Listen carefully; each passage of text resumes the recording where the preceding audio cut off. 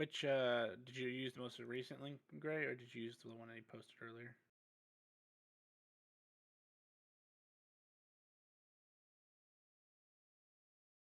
No, I connected to yours because I decided this last day. Ha!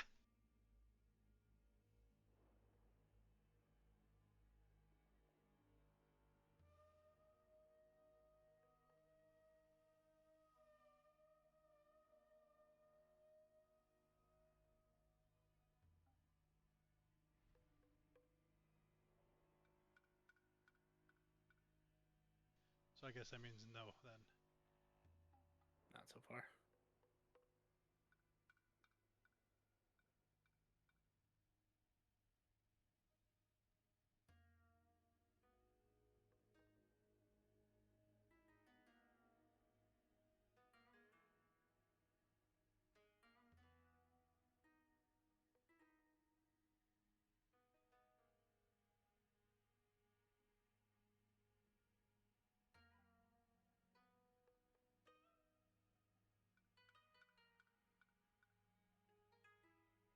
There we go. I didn't do anything though. I was literally looking at something else. I'm not touching Well, anything. Ella just decided to connect.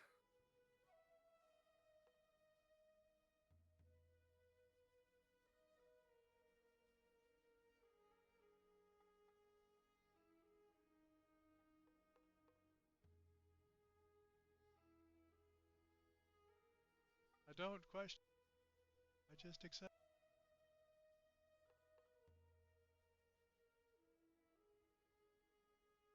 I can see both your names.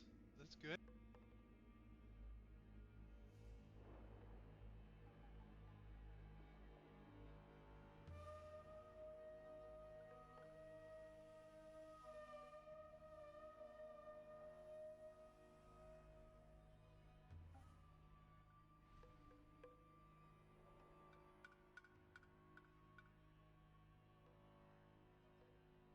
Are you? Let me know when you guys are in. I'm in. I'm also in. Well, welcome back, everybody. Uh, Last week, you guys were in a time loop, and you were able to defeat the angel and get out before the 17 window closed, and you restarted back where you were. You took some much needed downtime. Someone had a 50 million piece puzzle set of 50 different bodies to go together. So they wound up getting two assistants, one front desk and one another mage to help sort stuff out.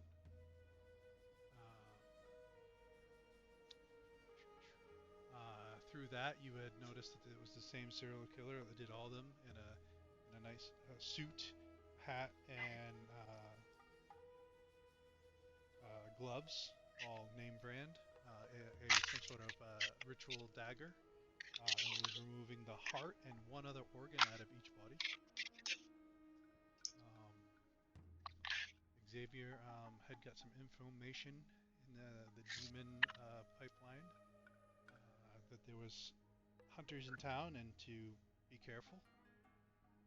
Um, Information was exchanged, and he let you know about a bloodbath at the park, and you had told him about a previous incident in the park. So two different incidences. Um, and when you went to investigate, there was no mention of this previous one, so it was already swept under the rug or something. Xavier then set out to try and see if uh, he could find anything on the old interweb. He went to a couple different areas to try and hide his location and stuff, and wound up going to a coffee place and put some information out there and got a hit. And then you proceeded to fuck with the guy, and then he told you it's on like Donkey Kong. You were able to trace his ping to an area in the south side. There was an apartment building and a couple warehouses. About that time, Oz got in contact with you, and he went to the park. Went and saw,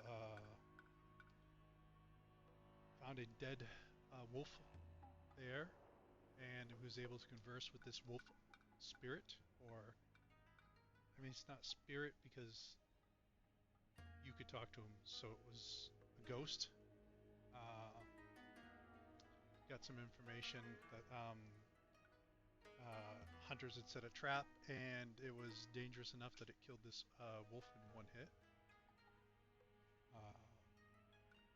Oz went to go meet up with Xavier. You guys checked out this warehouse, and you could see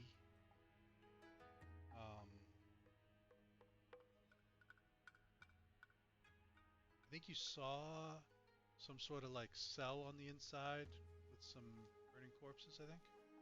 And that's what made you guys go inside.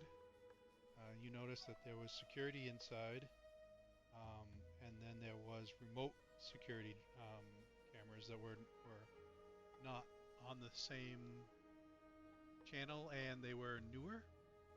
Also, they were kind of a little bit protected. You weren't able to connect in with them with Oz's radio sense. You noticed that there was three ashed corpses in the middle with cameras looking at them. I had forgot that Oz had made you both invisible before you went in there, so you were not worried about cameras. That's when you had noticed some banging coming from some of the storage containers here. Xavier decided to find out if they were intelligent or not, so he did shave and a haircut, and they responded in kind, and so that meant you guys trying to unlock these two storage containers. When you did, you saw that there was two females. They were bound with chains and silver, so if they had tried to transform, they would be impaled by the silver. You had recognized them as the two pure werewolves from Act 3. We're currently on Act 7-ish. Some other acts are lingering in here too, because Act 3 has come back. They were...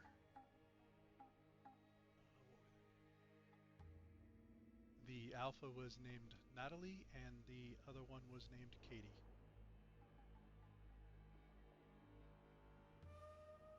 Is there anything you guys want to say before I bring you to the scene? No, that was about right.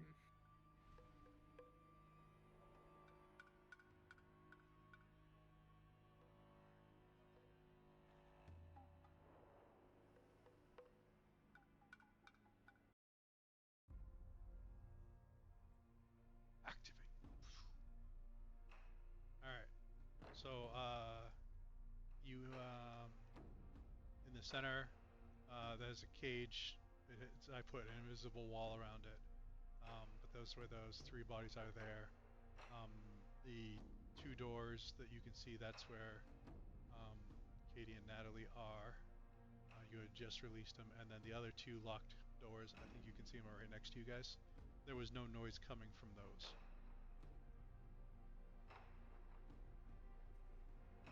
I can't see nothing. Can't see nothing. It is pitch black. I had to turn on vision on my token. Oh. You know what? That's probably fair. There we go.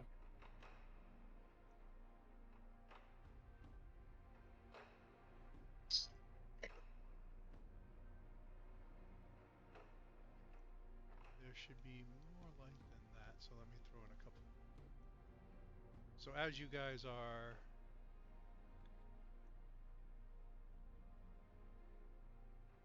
there are several windows around the place, so I'm just gonna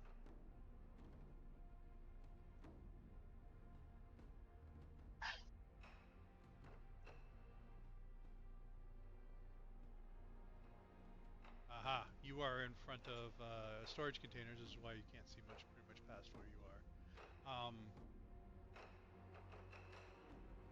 As you had opened these and released the chains from those two, they're kind of like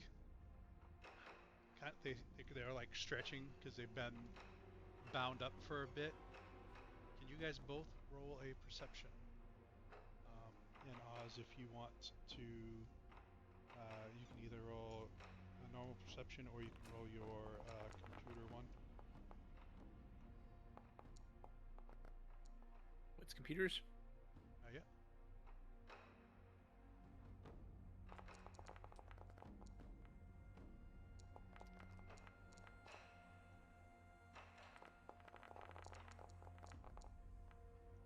I don't know why that did that twice.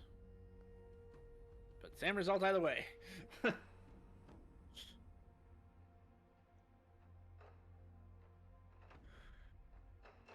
So as you do this,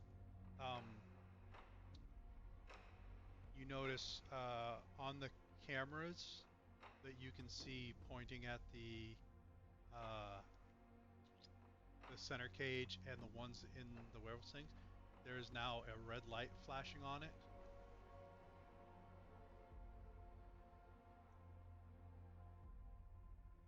And you, Oz, for yours, you get a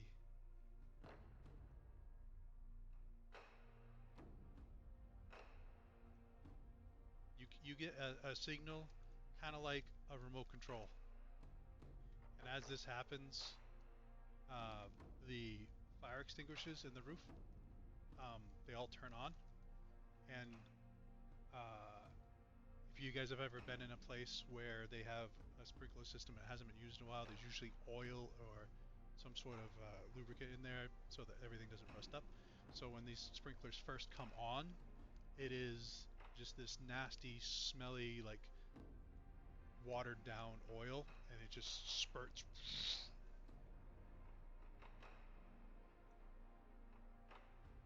So right now it is sprinkling this whole area.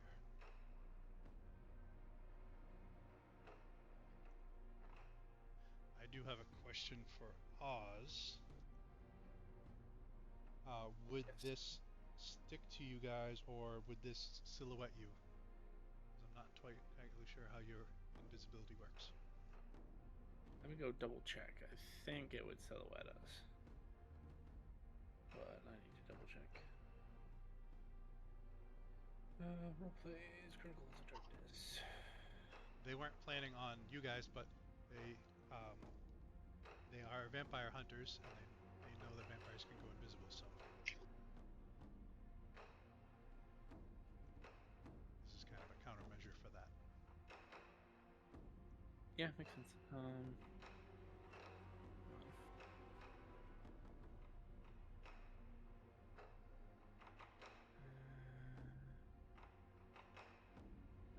Invisibility.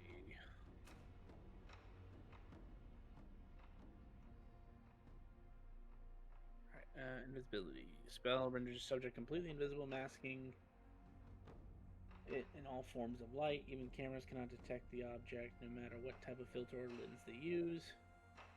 The spell does not mask the sounds unless you use controlled sound with it, which I did. So I would say it would probably silhouettes. Okay, but they cannot hear you. They cannot, like when you step, you're quiet. Yeah, completely. Okay. Completely soundproof essentially, and then of course, no matter what kind of camera they have, they cannot see us.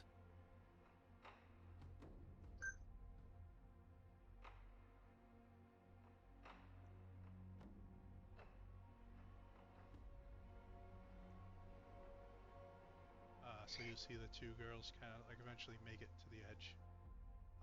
At this time, um, you know that there was seemed like four wireless controls that were happening, and the stink of that oil has now come through, and it is just you get a little bit of just regular water.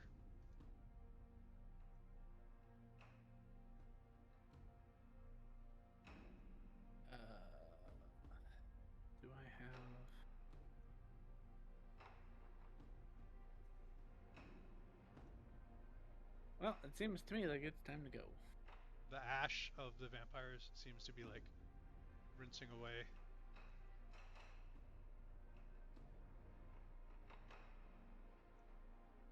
Can we speak? You said you use control sound. Yeah, I'm mainly controlling. Like, hold on. Footsteps. Yeah. Then I'll just say, time to go. And I'll start making my way out.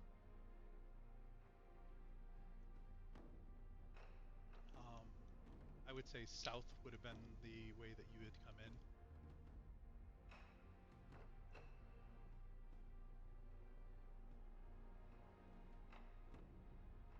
These two come out, and they kind of like are looking at these silhouettes going, and they're like, "That wouldn't be our fire spirits, because they don't like the water." As you guys round the corner, like like when there's like an air pocket in something, like the pipes start shaking and stuff, and they stop for a second, and then Yeah. they start spurting up again. Um, though this is not clear water.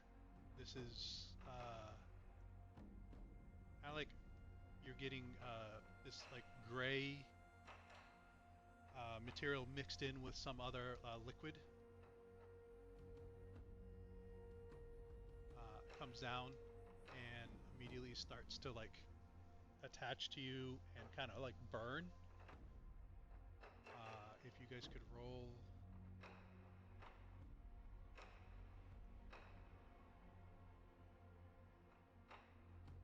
Sorry, I had this up, but I had to close everything when.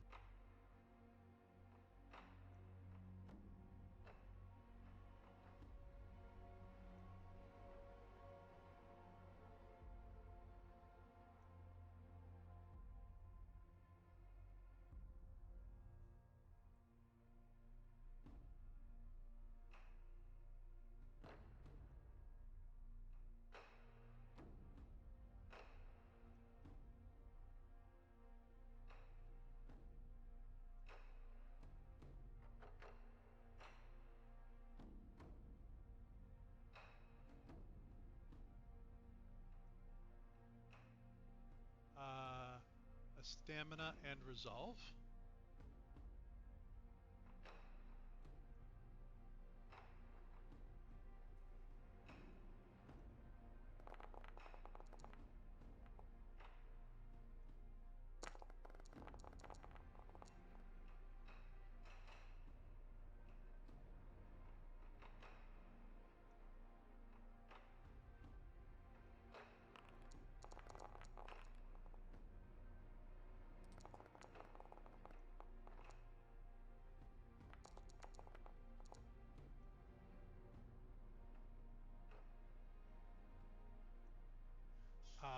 So as you guys are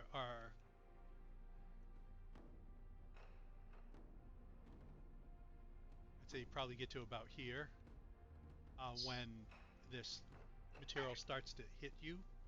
Uh, right now, Oz, you seem to be doing okay.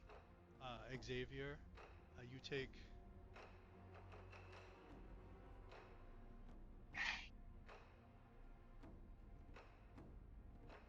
uh, one lethal as this material is getting on your skin, getting in your mouth, and it's just like kind of like burning like acid. Um, you do see, however, Katie, um, large welts appear. It looks like this is meant to hurt, but it's meant to hurt a certain species worse.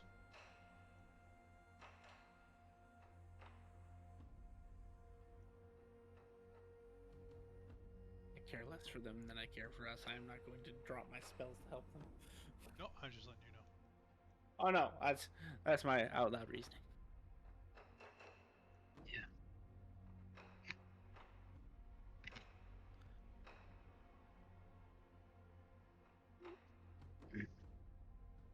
Yeah, I'm going to continue out. As you guys hit the door, the water seems to stop. Um, if Xavier, if you could make one more roll, seeing as how you were affected by that.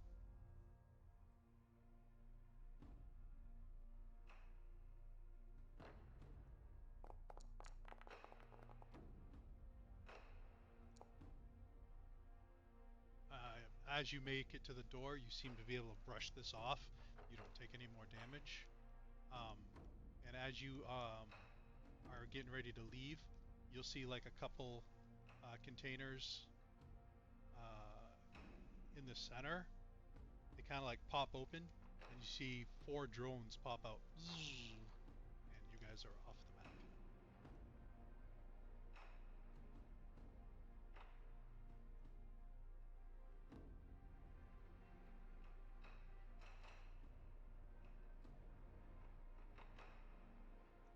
You will see that the drones head in the same direction as the 2 girls went. When you get outside, what do you do?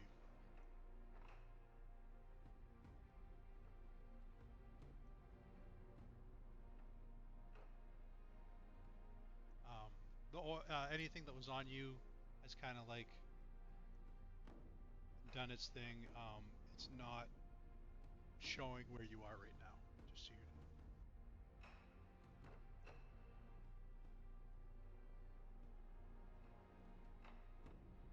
know. All right.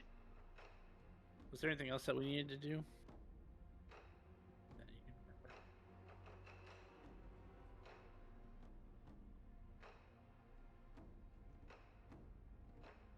remember? I don't think so. We were just investigating who was covering up, trying to get a lead on the hunters, but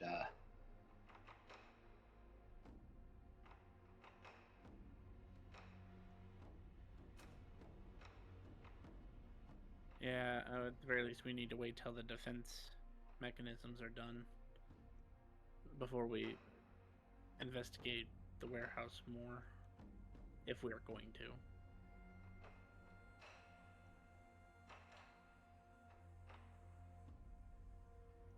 we could also try to follow the werewolves. They sent drones after them, probably going in pursuit.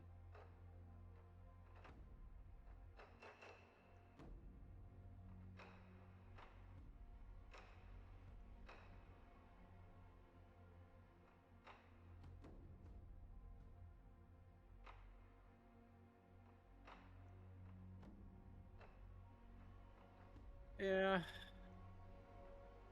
You know, I like that idea, but the invisibility won't last much longer, so let's be careful. All right.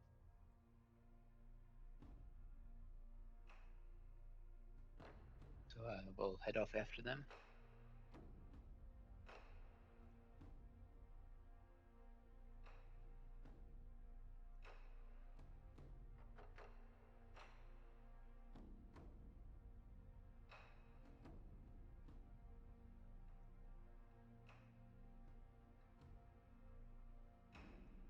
Are you going to engage?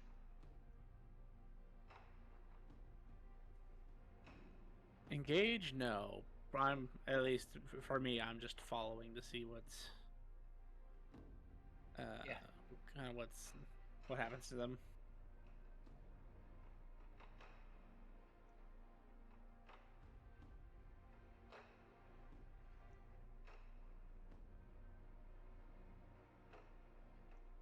Can you track the drones with your computer sense?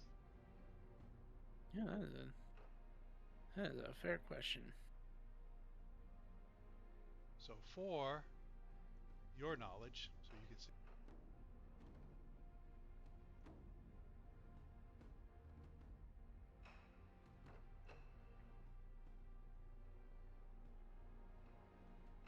Oh, I think I got a.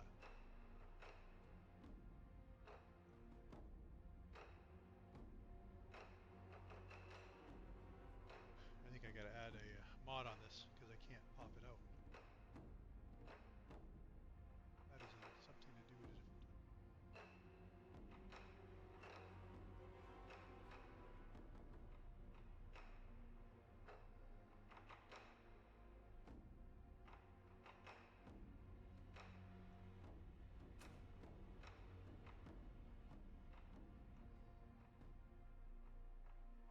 So these three little ones look like they have guns on the side, and they're shooting at the werewolves. And the bigger one has a flamethrower.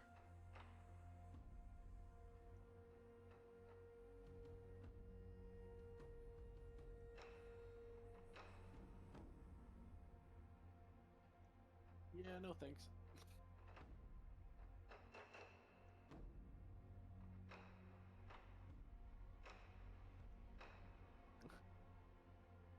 That was more than I was expecting. Yeah.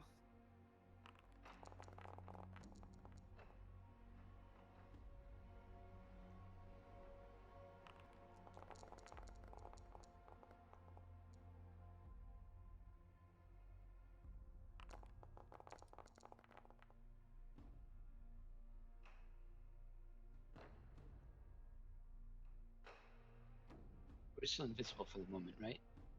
Yes. Yeah. At least tell the DM tells me an hour's gone by because I think that was all I said it. Yeah. Before. Yeah. It was set for an hour. It was Magic. I'd say Yes, with going once in and picking locks, you've used about half that. Okay. So you'll see they come out and spray. Um, the fire, the middle drone comes up and gets right up there, and it pretty much like burning hands. It makes a cone and just engulfs the two werewolves. But you see the werewolves kind of like spin their hands, um, and then send it back, and they take out two of the little drones.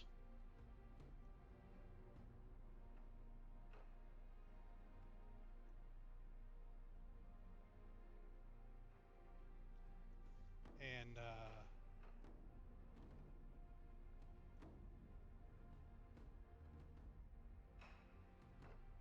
it looks like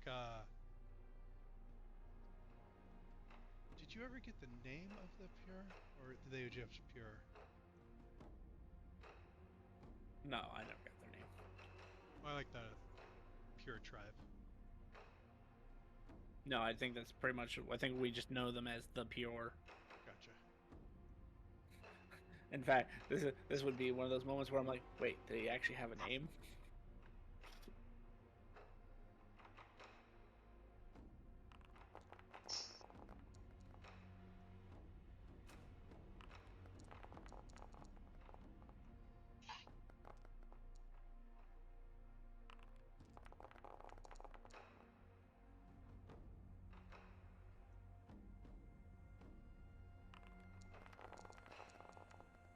And as they're moving out of the area, um, they make it into a back alley. Um, the machines are staying right on the tail. Uh, they do another assault. Hits one of them. Then this thing fires, and then they turn the fire back on it.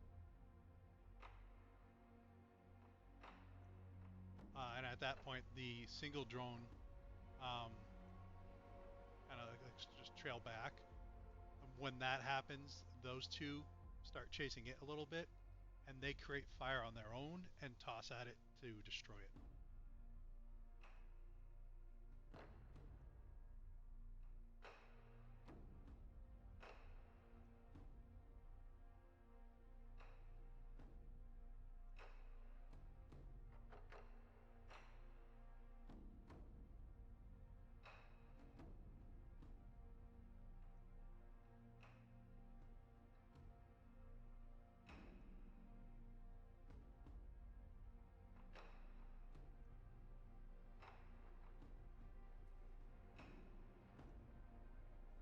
Katie looks a lot worse than Natalie does. As they are free from these hunters, the drones, they continue um, down an alley. Are you continuing to follow them?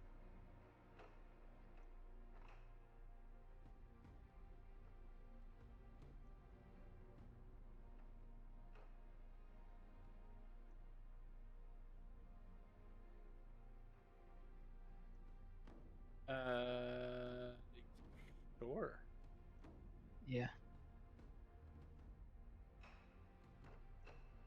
I'm going to retract that statement and say they are a lot more worse off than they are, as I forgot.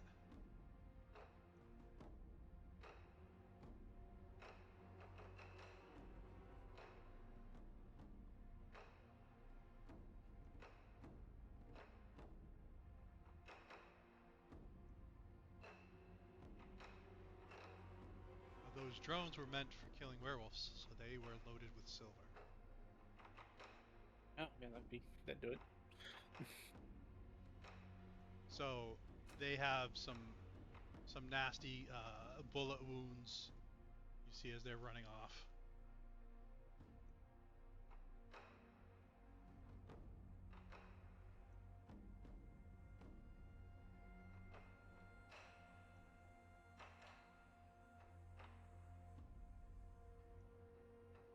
They go about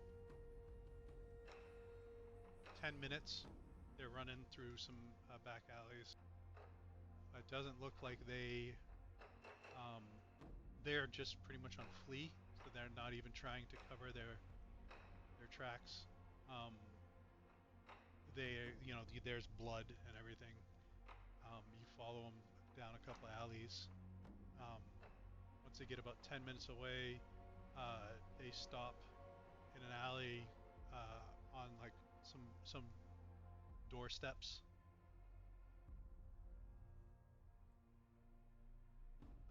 And you'll see one of them grabs like a bottle. She smashes it, and she starts to dig the bullets out of the other one. Gnarly.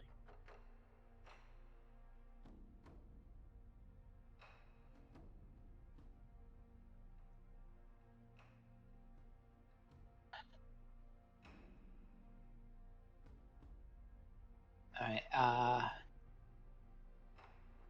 I'm going to use. Can I use on the mend?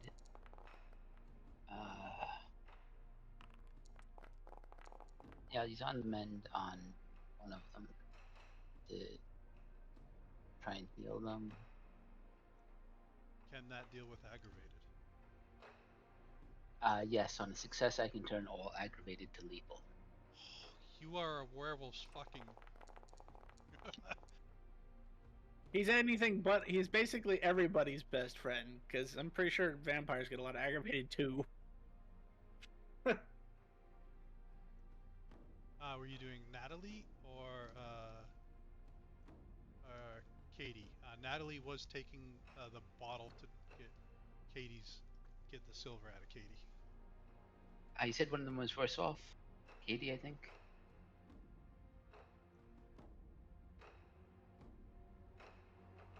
Yes, Katie does look worse off. Like they're both I'll start fucked with up, her. but it looks like she didn't have as many hit points to be as fucked up. I'll start with Katie.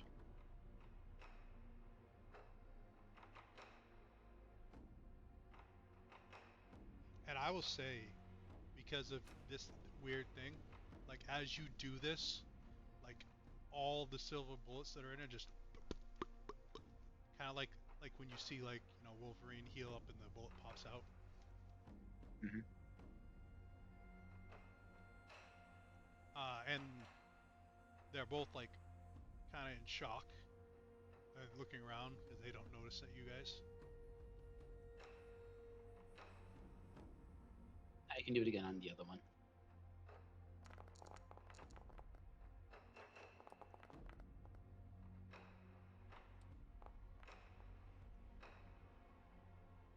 This exceptional. All right, what's the roll for that? On the mend.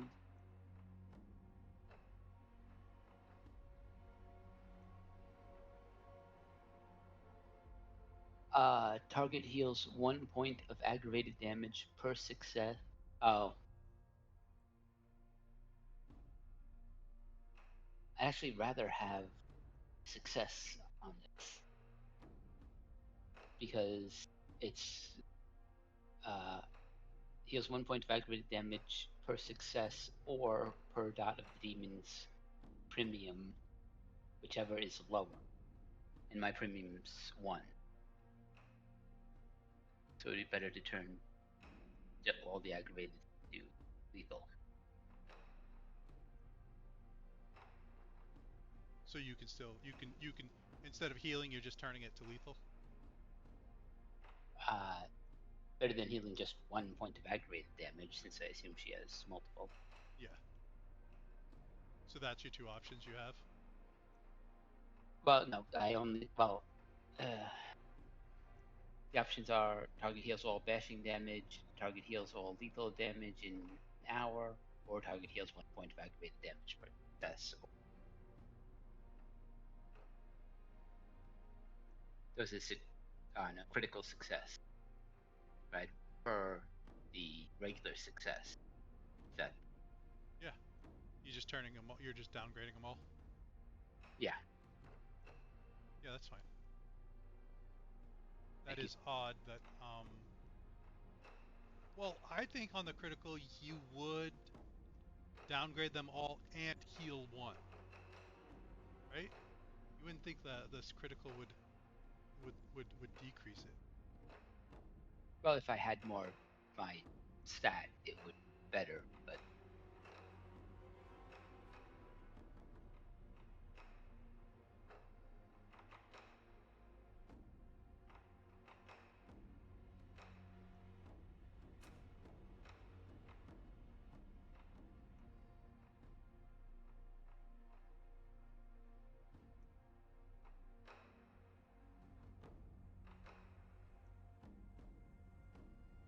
I guess while they're doing that, I'm gonna keep an eye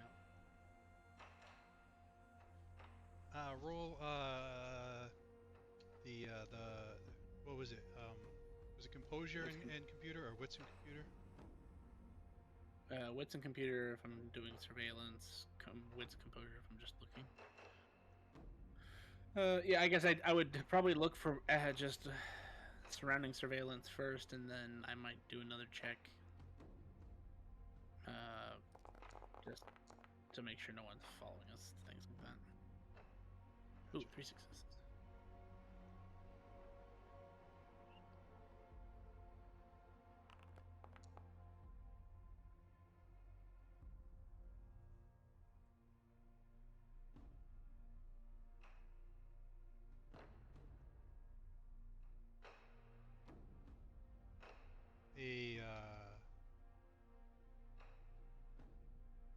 With 3 successes, you'd know there's a couple webcams in the apartments above you. Nothing at your area, and there is one that is looking at a back door that's like 2 doors down that can see into the alley, but not where you guys are.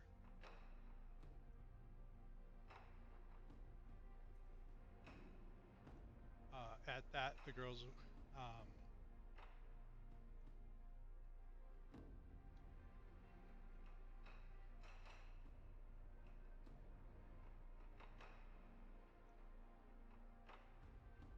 they kind of put their hand over their heart and they say,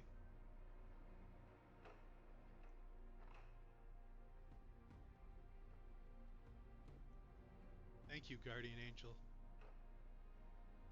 Let us know how we can repay you."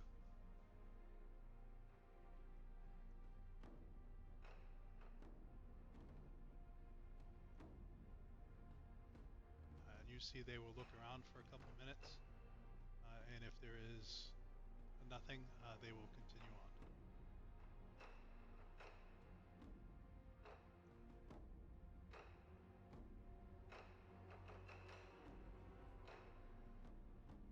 As you see, because now they're downgraded to lethal, they are not bleeding anymore, and it actually looks like they will start to heal up. Because in a werewolf, they heal 1 lethal every 15 minutes.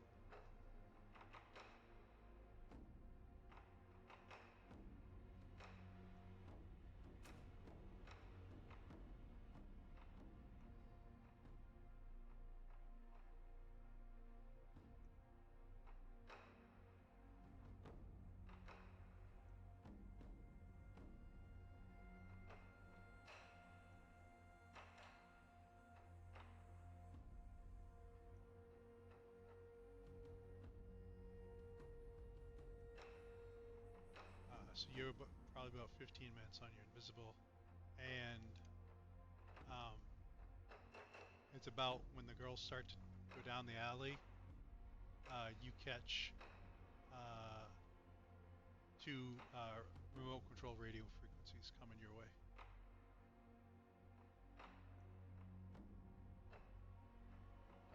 I would like to tap in and listen to those.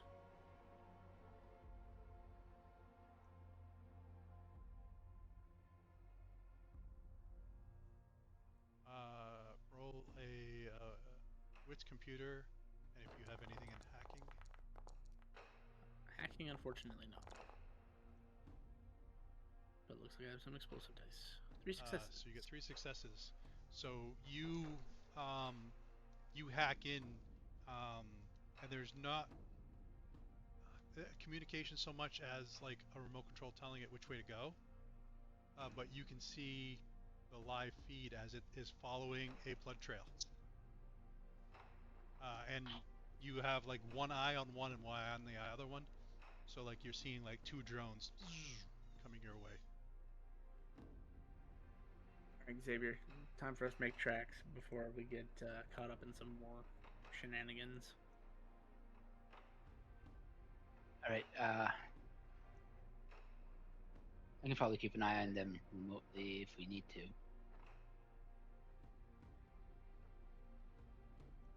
Let's get out of here.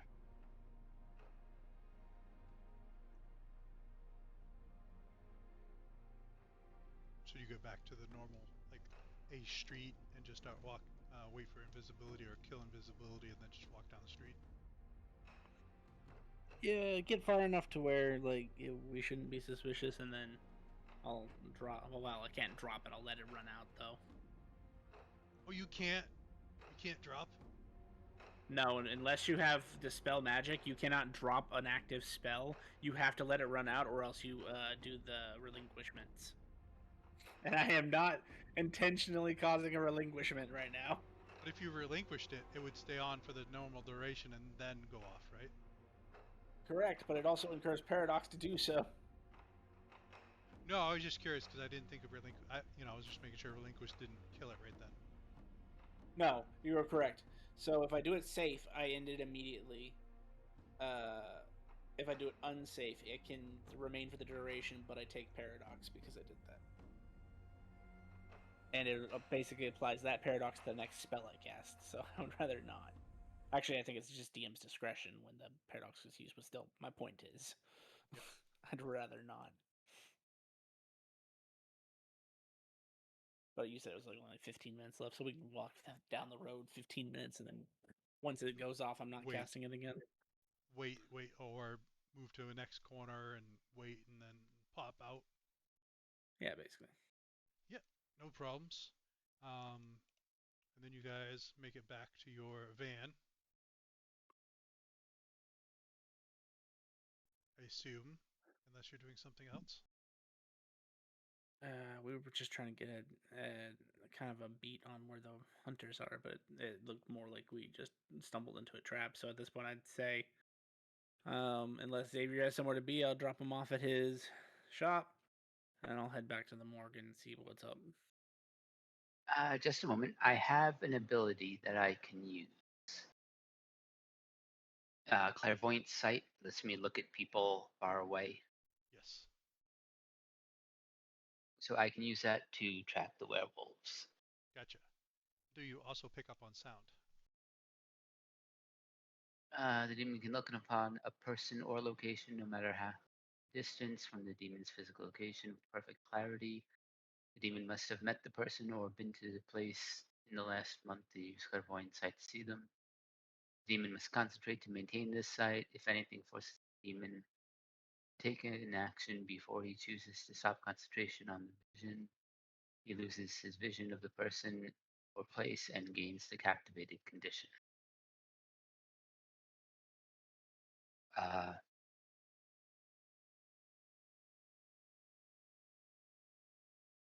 It doesn't specify sound.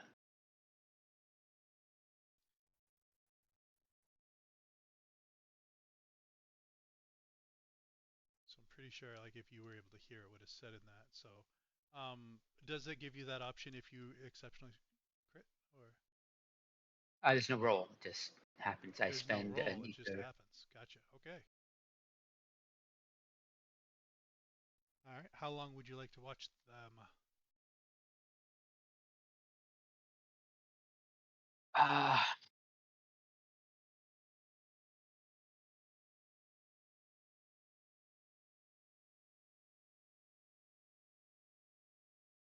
Until you get back to the van? well, I'm kind of incapacitated while doing this. I can't see my immediate surroundings, so I Gotcha. would be. I'd probably start when we got back to. Okay.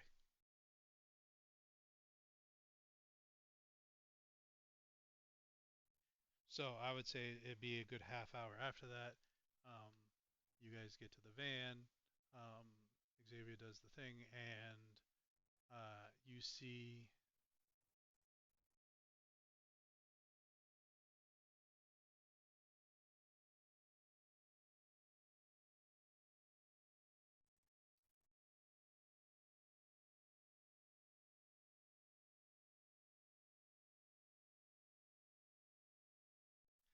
You would see them walking down some alleys. It looks like they're half half their wounds are healed up, but it doesn't look like they are fighting any drones right now. And I see if the drones are still around them, still tracing them.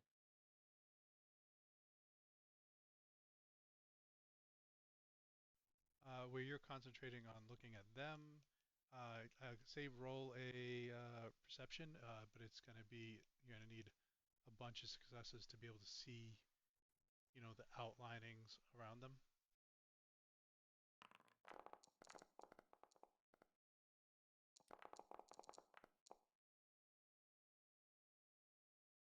I'll say with 3 successes, um, you're able to, as they're moving, and you're using your perfect memory to map out and see any sort of like movement in the area, and you do not see any drones.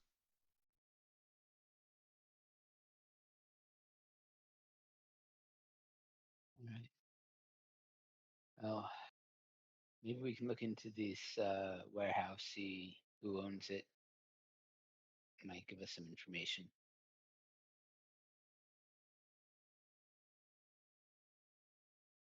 I'll probably cut off the vision if they're not being actively tracked. Okay.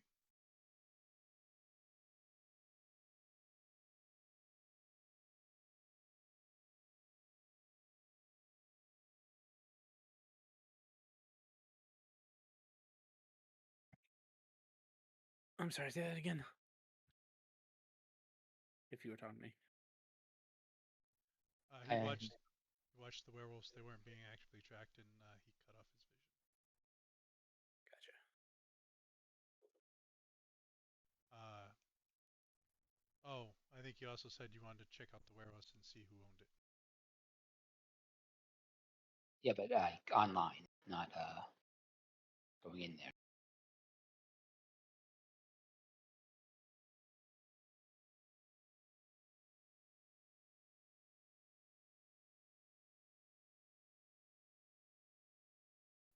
Uh, so are you leaving the area and then going to be doing that other stuff? Or do you stay in the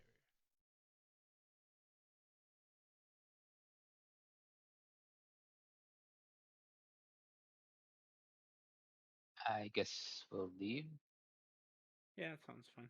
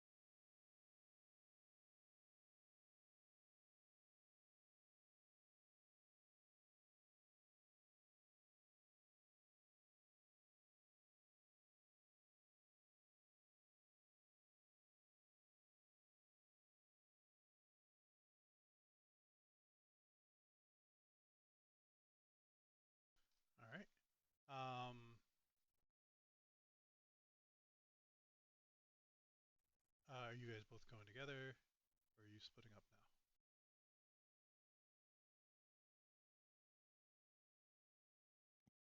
I think this is a good split up point. You can always message me when you find something useful. Yeah.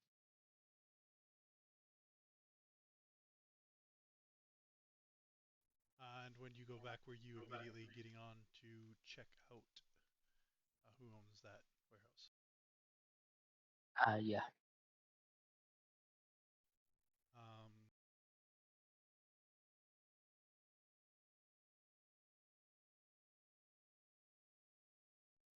Intel and computer. If you're just going to look around to see what you can find anything. Would my hacking specialty apply? If you are specifically going into like some sort of um, like the town hall to go into the registry of deeds. I'm willing to do that. Necessary. Yeah, if that's how you want to do it, you can apply that hacking to that.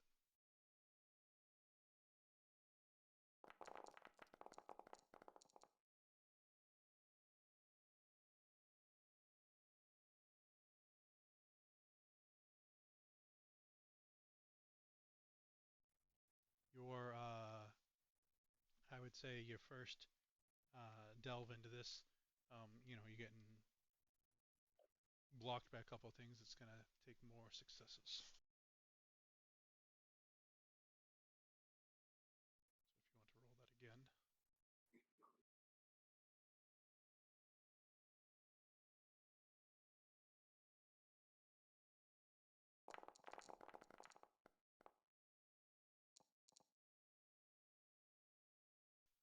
Yeah, and on your second hour, um, like it's someone used town office as the fucking password, and you're like, oh, what the hell is this? And you got right in. You have everything.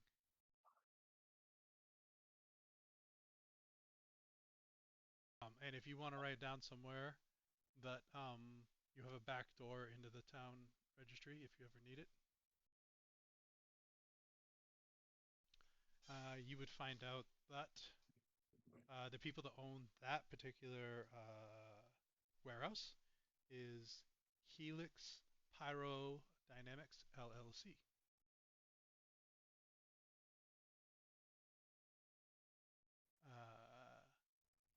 They are a fire suppression systems, uh, industrial burn analysis company, hazardous containment consultants, and custom flame retardant materials is what they sell or claim to do. And I'll say with exceptional, you even they even have their logo in there, which is thermal solutions for a changing world.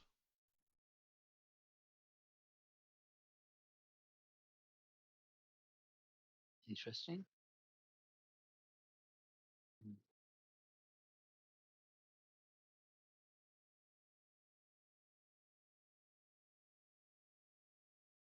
Do they have a corporate headquarters in the city?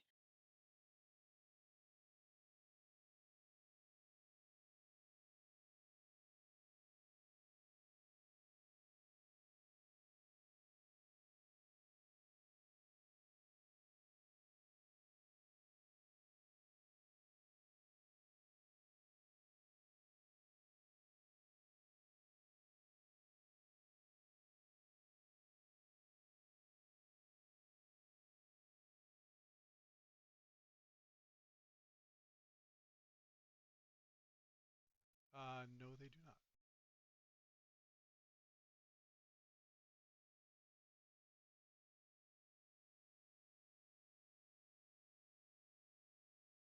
These hunters did supposedly just come into town, so maybe they're just establishing a presence here.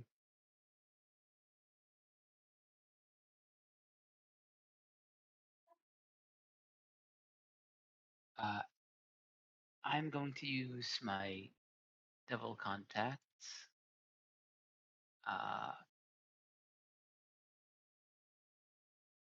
ask for any information about this. It's possibly a hunter front.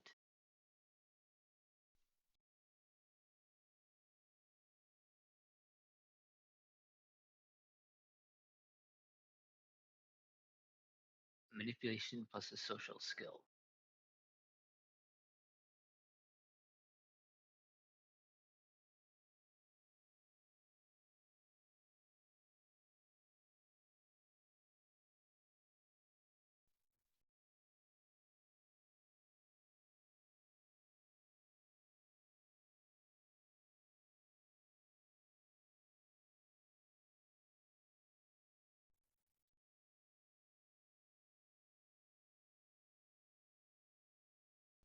Which social skill would you like to use on this?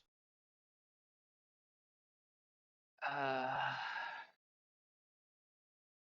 expression is the only one I'm good at. That doesn't really make sense for online communication.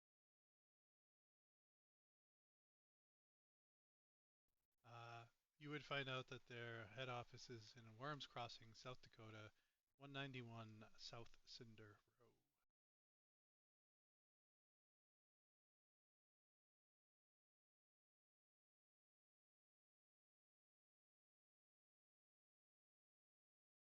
Actually, I'm going to first use download knowledge to up my persuasion skill, and then I'll use persuasion. Gotcha.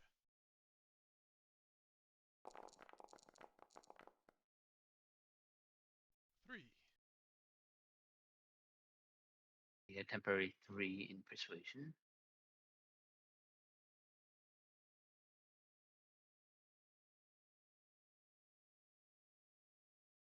The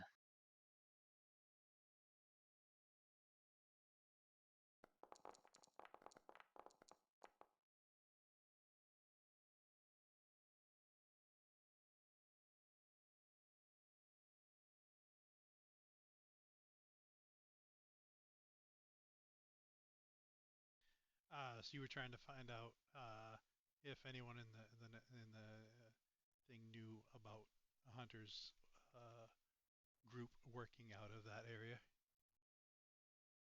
either anything about the corporation or potential connection to hunters.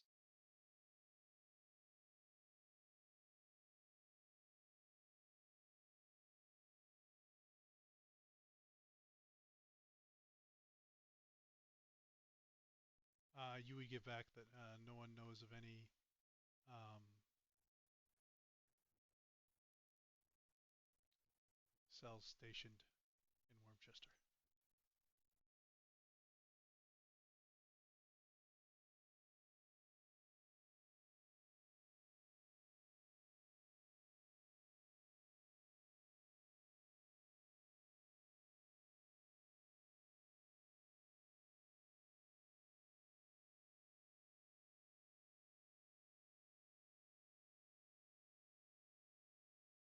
I'm out of ideas for a moment if you want to go to Oz.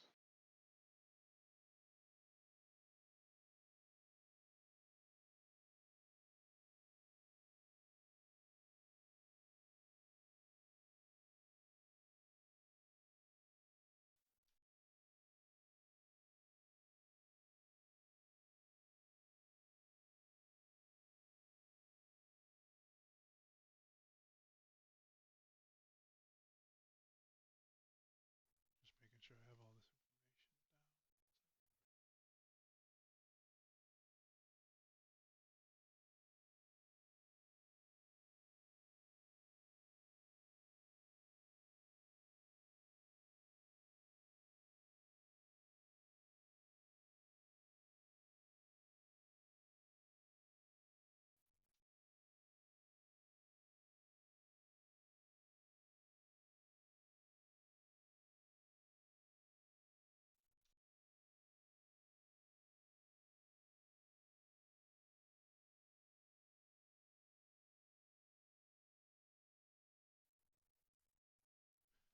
Oz, what are you doing while Xavier is delving the internet?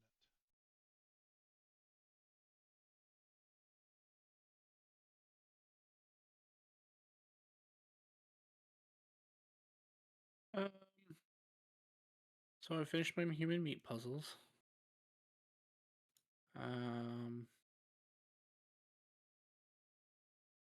And there's no update on that front. Like nobody's come to ask me for more or anything like that.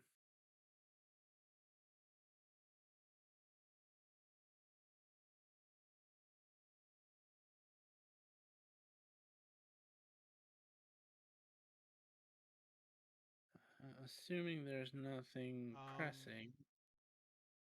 Roll a d10.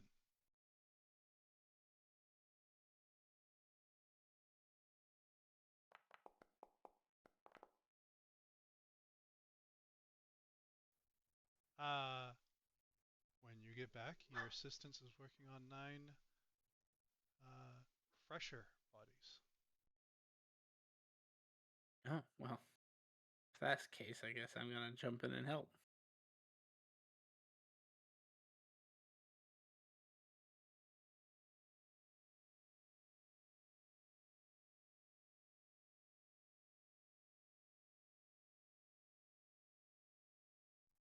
He will inform you that these have also come in from the Expil's waste management site.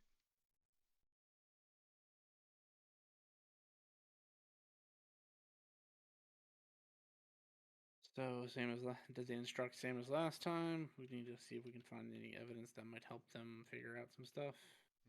He does say this is odd though, because this isn't like those skeletons, because they don't have any organs removed. Well, that is odd. Serial killers don't tend to change their MO. But they do seem to be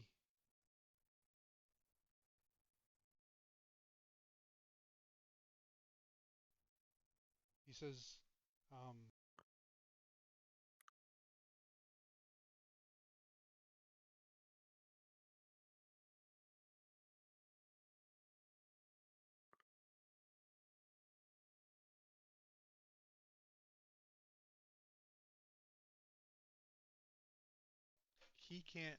he doesn't know what's wrong with them, but there's just something off.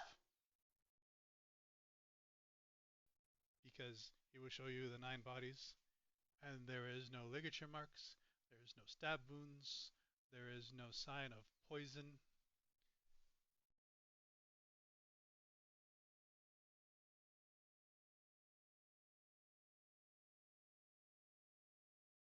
I will take this opportunity to show you a wonderful spell for people who are in this profession. Oh, yes, very much so. I would like to see that as I turn the light on so I can see.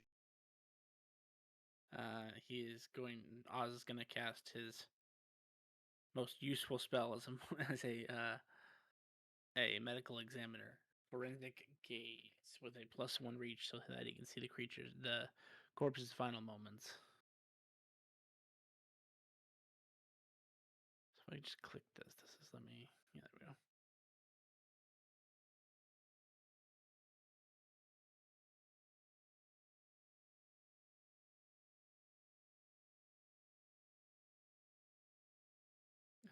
Yeah, so we'll add 1 reach for that.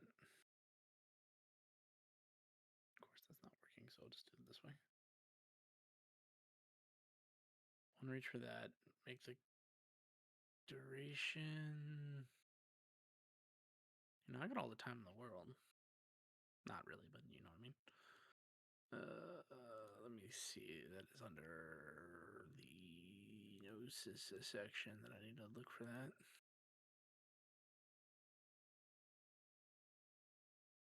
The awakening gnosis. So I can find the chart. So at my current level, which is death 3, it would normally take me an hour to cast.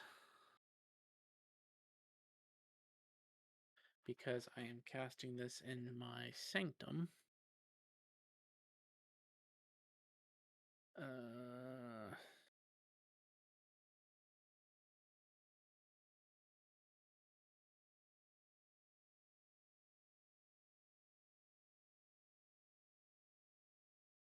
so that I am considered actually Gnosis 5 while I'm in my sanctum. So it only takes me 30 minutes to actually cast the ritual. So I don't have to waste any on casting time. So I can push duration to a day.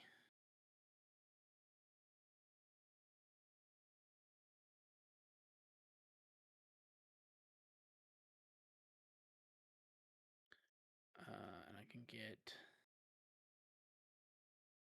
concentration because I'm doing a ritual. I can get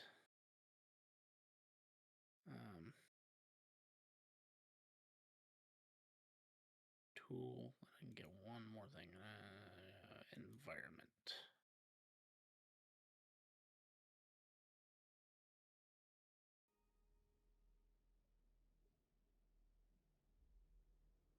Well, that's why I wasn't counting before.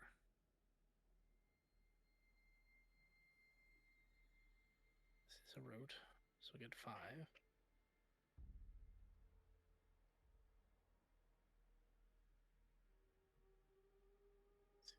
One.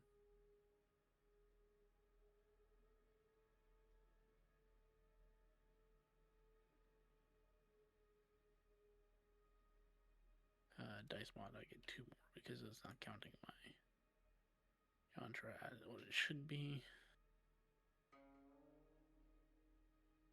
Alright, so casting time is reduced to 30 minutes. I am casting it only on myself. And extending the duration to the day using concentration tools and environment. That incurs no paradox rolls or paradox chance. So here is the actual roll. That is 2 successes.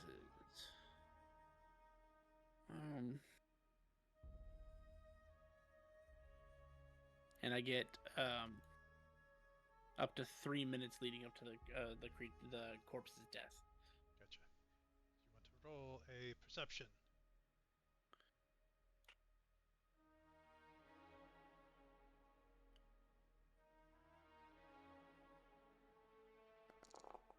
Followed by a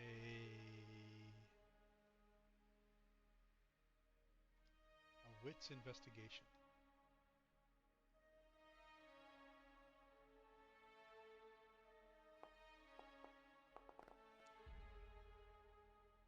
Oh, that's not a good dice pull.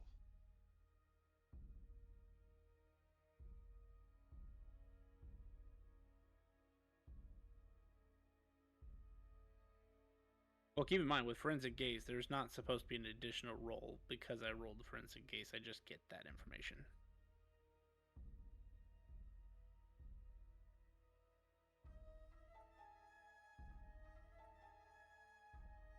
You get 3 things about the death, right? No, I get up to 3 minutes. So everything that happens with up to 3 minutes to that body is what I get. If I had cast it normal, then yes, it would be 3 things.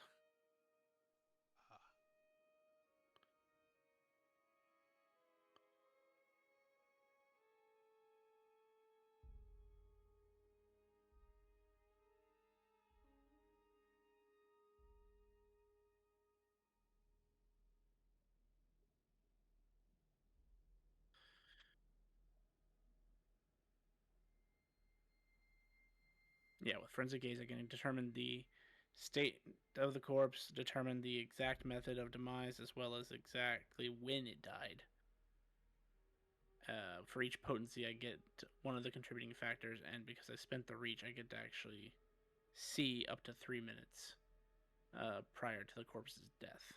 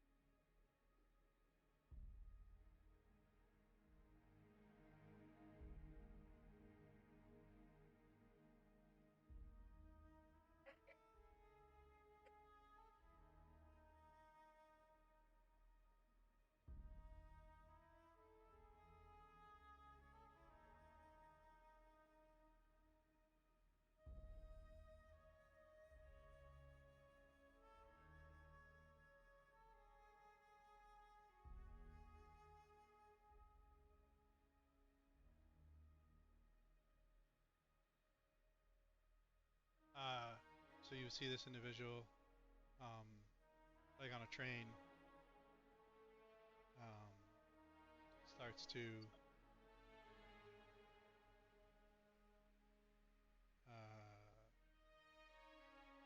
kind of like the vision starts to go. You haven't seen any, no one's, stabbed this person or no one's confronted this person. The vision starts to go.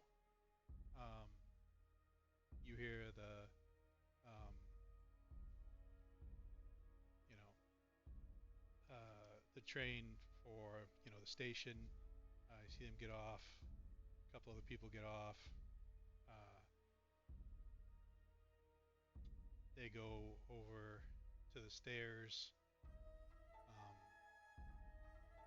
Looks like they're a little wobbly. They decide not to. They go over and they sit on a bench.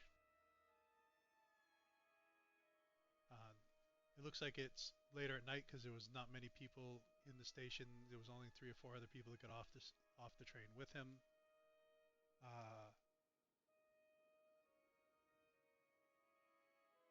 And right as this person's eyes are about to close, you'll see a person step in front of them,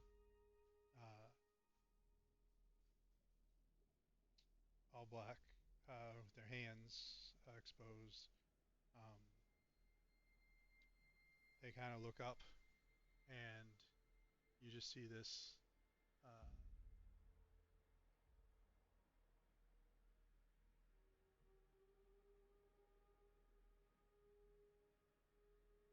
kind of like slicked back blonde hair, blue eyes, a little bit of smirk, just looking as you pass out.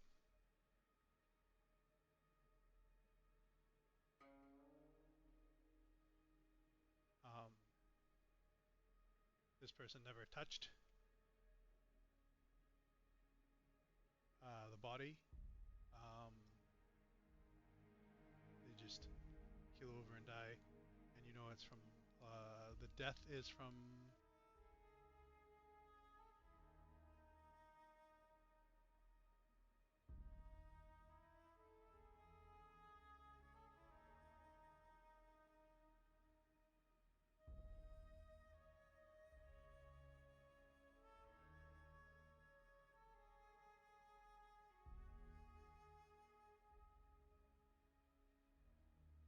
because you know how they die.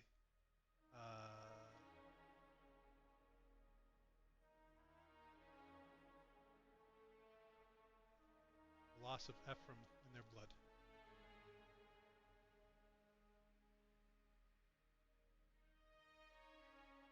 That's interesting.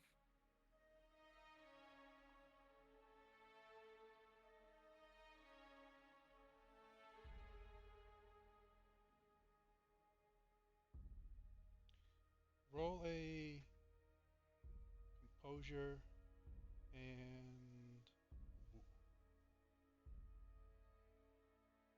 resolve and wits.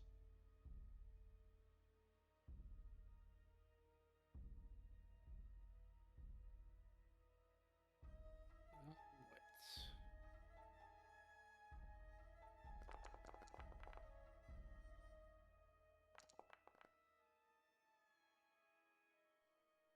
You're thinking.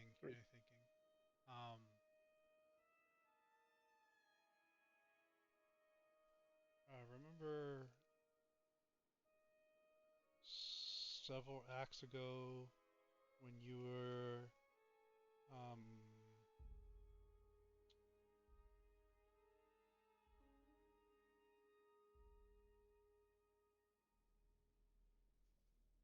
dealing with the psychic vampires? Yeah. This is that same guy that was killing people in that one. Oh, so we have like Except two for killers. in that one, he was hands-on.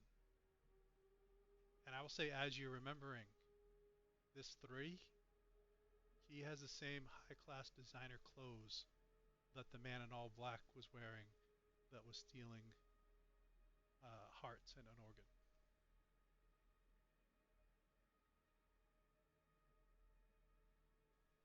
And as you're piecing this together, it looks like all the bones he was killing with a dagger and stealing the heart and one other organ. And then you remember seeing him around that club, and he was putting his hands on people and draining them. And it looks like now he has evolved to where he doesn't even have to put his hands on. Oh, well, good for him.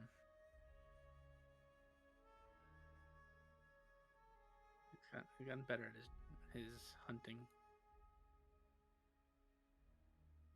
Well, technically, Henry just said observe report. We don't have to do anything about it.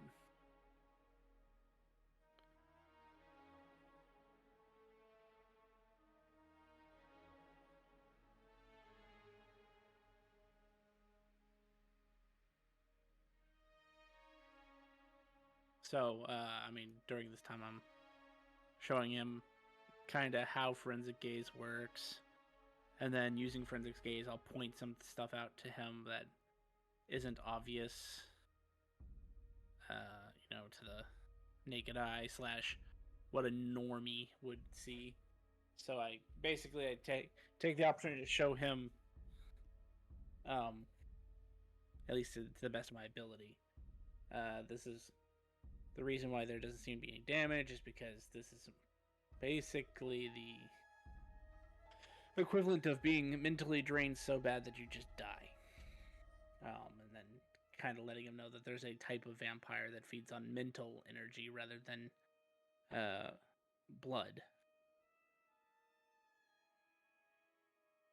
And so then I show, basically using the forensic gaze, I'll show him some telltale signs. Yeah, if you look here, you'll notice that while he appears to be perfectly healthy from a physiological standpoint, you can see that by opening the cranium here, you can see that his brain looks kind of contorted a little bit, like dried out, because it's been drained of effectively its essence.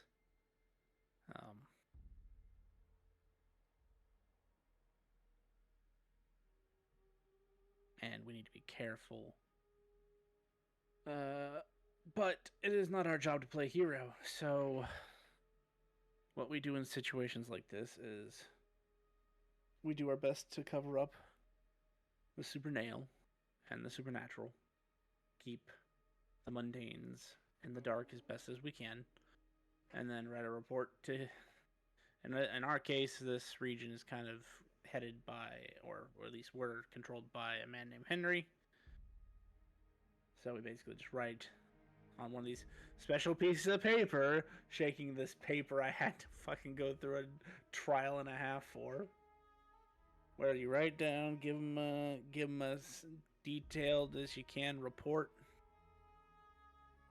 about what you find, see if they want us to do anything, or if this is just going to be one of those moments where we file it away, because we like to gather information but not give information, and we don't really interfere unless something directs us to, so to speak. So so we just fill in Henry and do our best to keep the mundanes in the dark. I mean, when I went to school and they taught me all this stuff, and they taught me, the vampires and the werewolves and the mages, they left out a lot of stuff. That's what our order is about. If you're not of rank to know about it, then they're just not going to tell you. I don't know about that paper either. Am I not supposed to know about that paper? Are you going to mind wipe me? Fortunately for you, I am not that anal about it. This paper isn't that special. It's just the only way you can talk to Henry without going in there in person, because he ignores his phone regularly. He didn't give me a phone number. He just told me I had to show up there Monday, Tuesday, Wednesday between 7 and 7. I'm not sure he gave me his phone number either, because every time I've called this phone number, it just goes straight to voicemail. I feel like I've been ditched like on a date. where they give you a fake number. But anyway, you do your best to report it to your higher ups, and then it's up to them to determine whether there's actually a reason for us to get involved directly. Okay. When they brought these here, uh, they had asked me if we were full, and I kind of said yeah because they brought 9 to another place. Well, that's not technically a problem. Because I don't really it's gonna be one of those fine line moments. This isn't obvious to someone who doesn't know what to look for. Um, Best case scenario, they think it's just some severe form of dehydration. But if they do discover and they start blabbing, then that could attract hunters, which isn't normally a problem for us. There is technically a sect of hunters that doesn't like us, but for the most part, hunters just leave us alone as long as we leave them alone.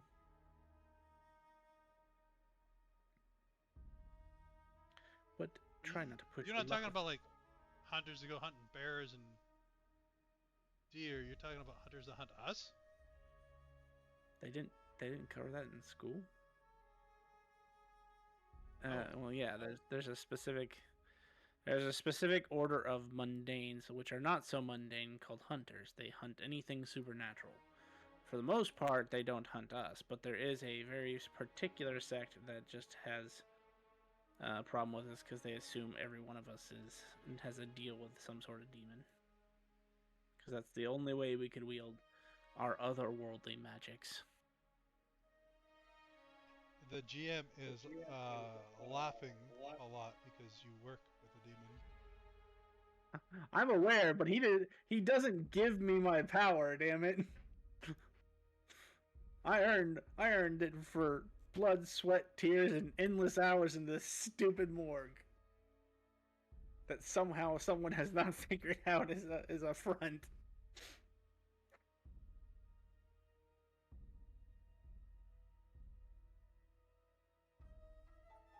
Because you can only fake your death so many times and just come back with a new name before someone finally figures it out.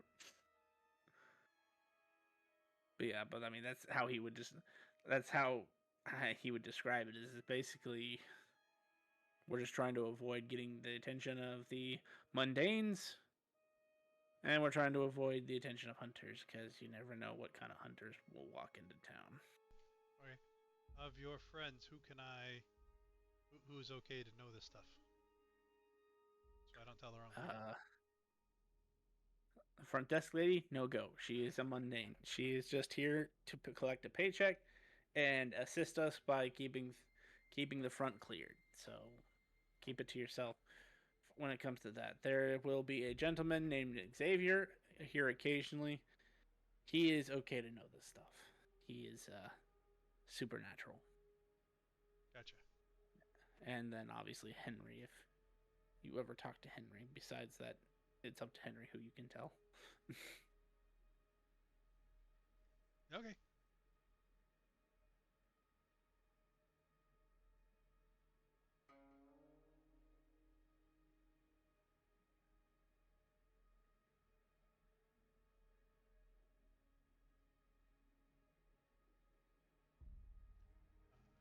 And I guess we cut over to Xavier.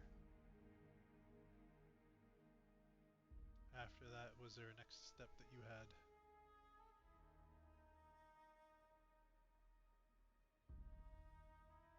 I don't think so. Um,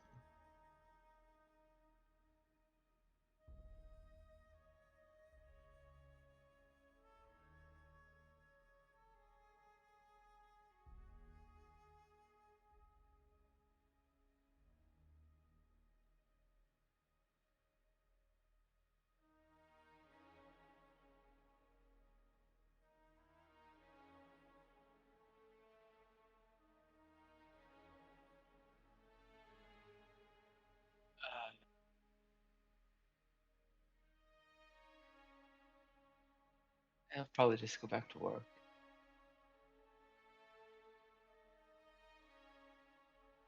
Also, I've lost connection to your server. Son of a bitch. Let me make sure I save all this.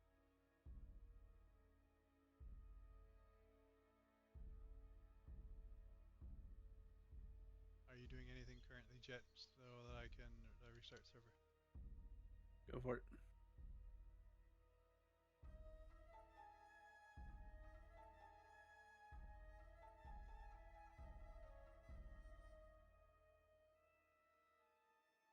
Well, first thing I'm gonna try this thing right here. Alright, I tried one thing. Can you get in? If that doesn't work, then I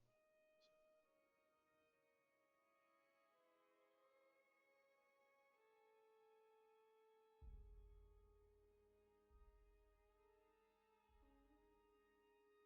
Uh,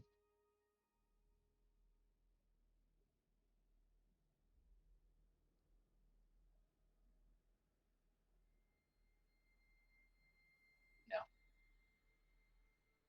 Reload.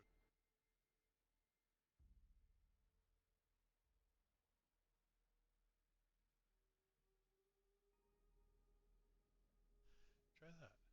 Did that kick you out, Jet? Nope.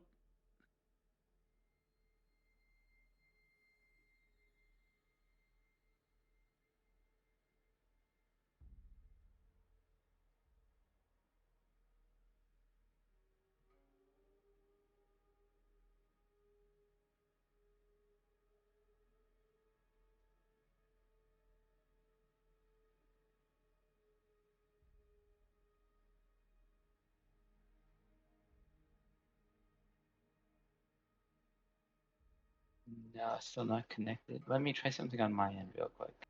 Okay.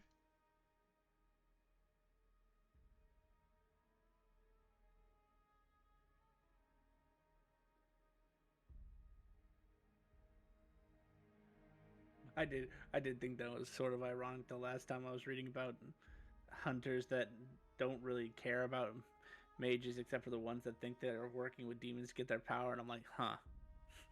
Well, I may not get my power from one, I do certainly work with one, and he has saved my ass, so I'm gonna continue to work with one. Yeah, that fucking heal No. he has is crazy. Alright, this might kick you, Jet, or it will kick you.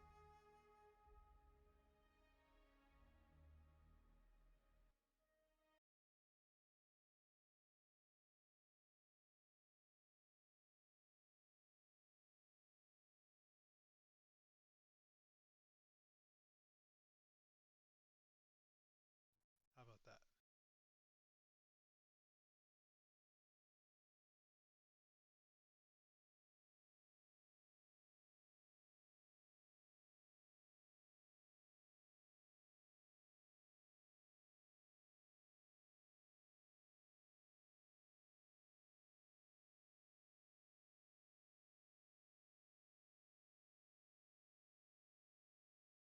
Nothing.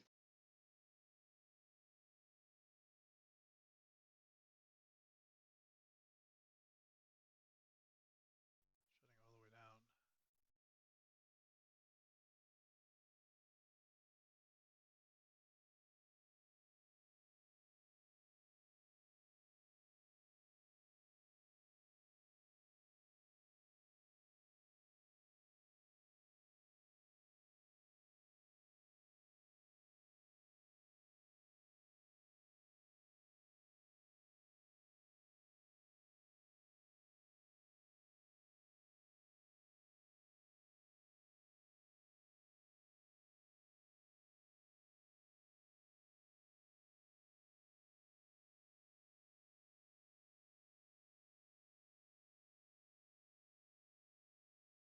And how about that? There it goes.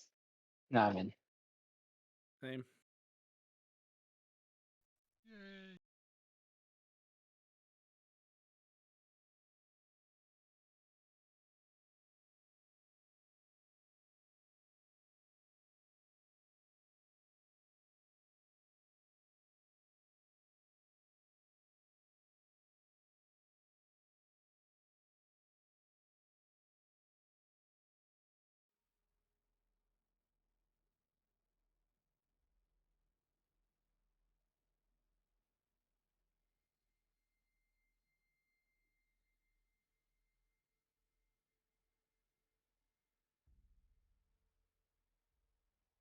Oh, one thing I will do is use on the mend on myself. So I have a lethal. So you get that overnight instead of or 15 minutes I believe this is overnight. instead of a couple days because you healed like a normal human. I think so, yeah.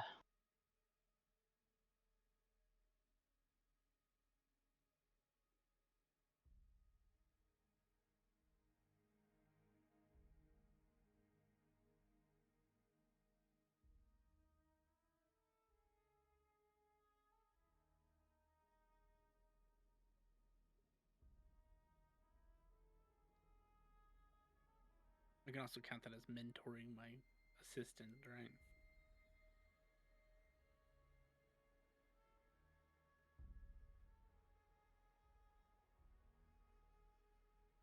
Did you get a whole arcane beat for that? Yeah.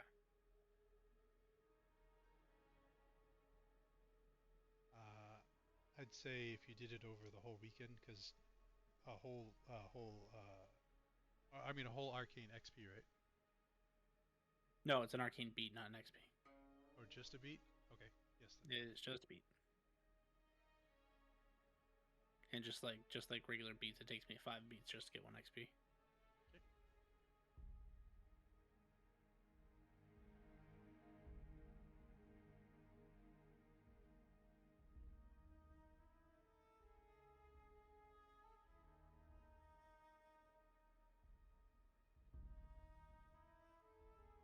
And also, if you, I mean, it's up to you, but if my assistant wants to take that as an opportunity to learn forensic gaze, I would have taught it to him in that time.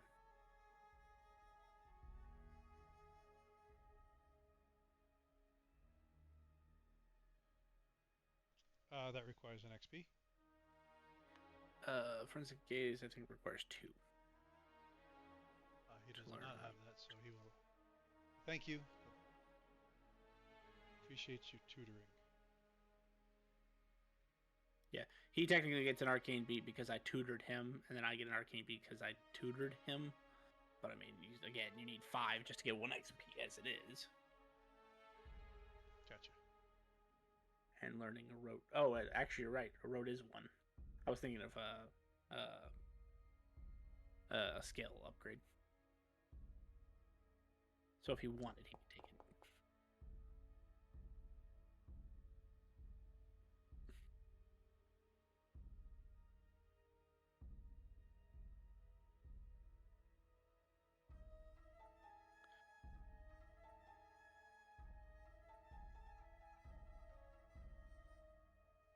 So you were able to downgrade your lethal in a bashing, which then, right? I know, just healing all lethal heals. So tomorrow I'll. Gotcha.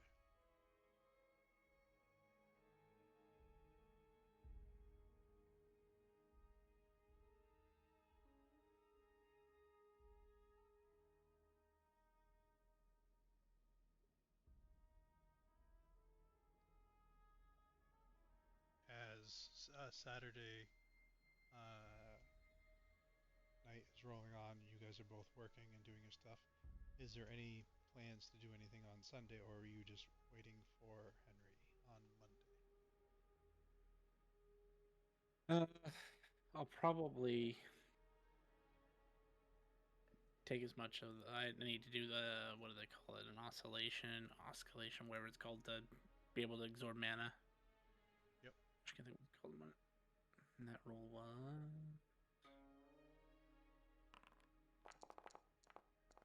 Gnosis Composure.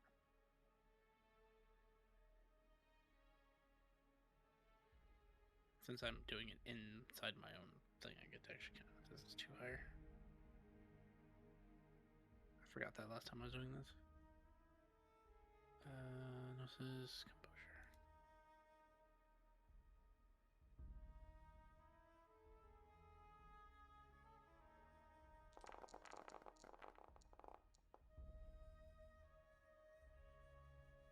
Fuck me. All right.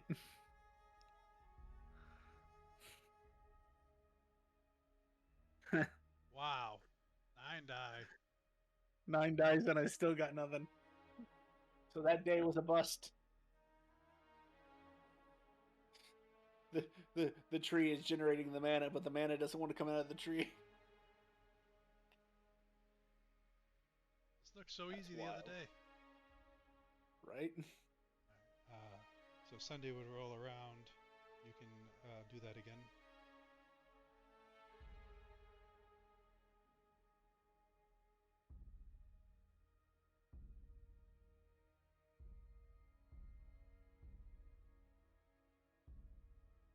Why do they put Gnosis and Composure on 2 different pages?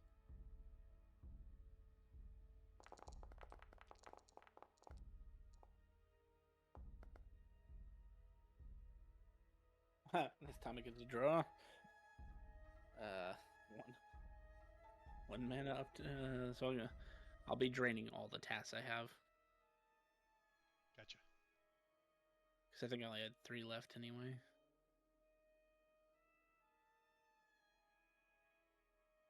But hey, that's 3 mana back that I don't have to score myself for.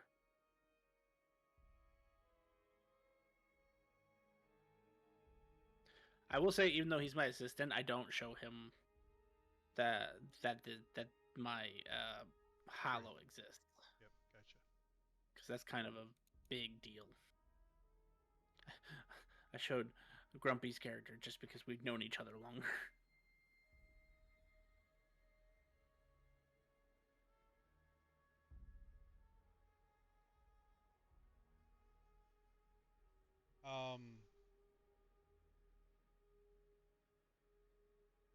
How long were you going to pretend on the bodies before you sent them back to the police?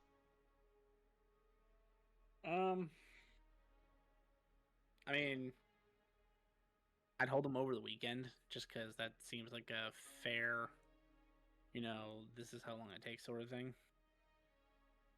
So I'd probably just hold it till the weekend was done and then call them Monday morning saying, hey, I got your results.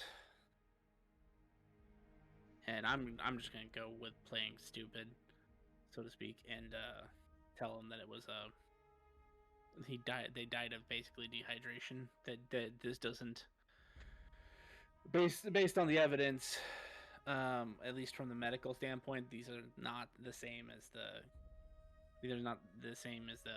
body, not the same killer as the bodies you brought in last time. Gotcha. The trauma is different.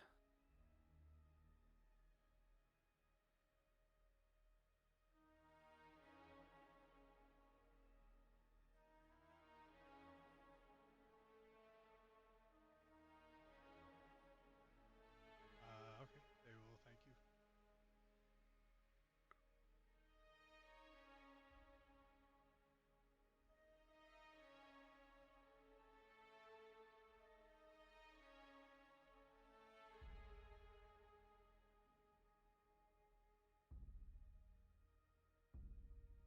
So if you are waiting until Monday, is there anything that anyone needs to get done, or do I just time skip to Monday? I've done everything that is required of me, so.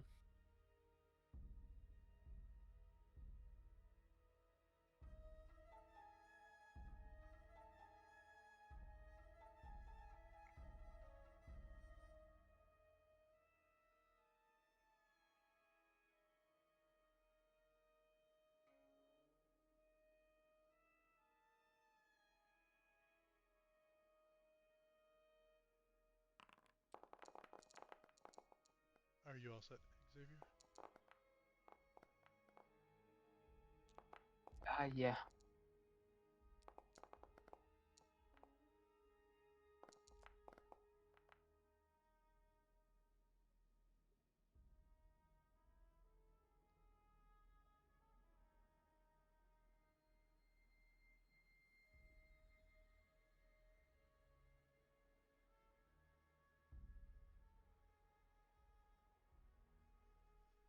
Bright and early, 7 a.m. Oz. you would notice that there's a piece of paper sticking out of your pocket asking you to come down to the library.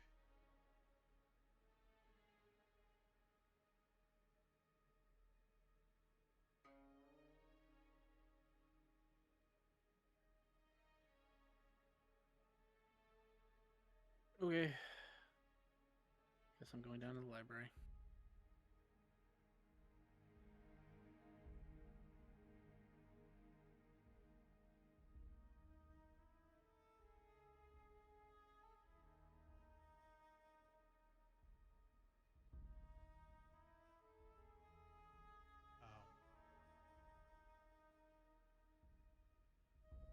When you get down there,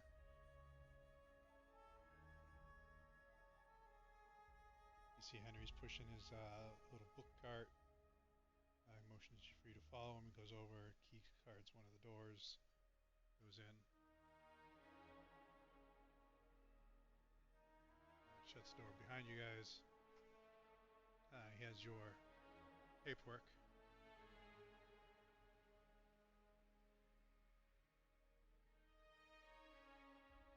Says you've been busy, huh? Well, you know, idle hands and all that.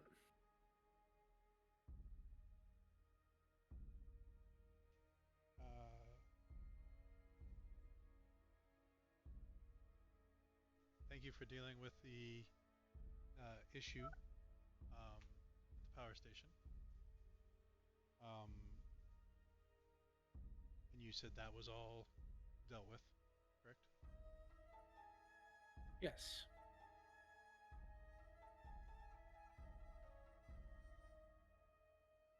And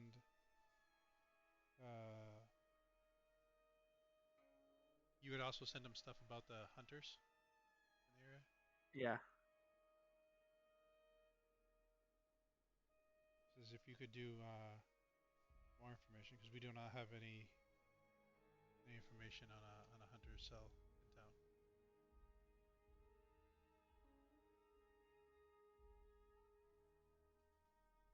And the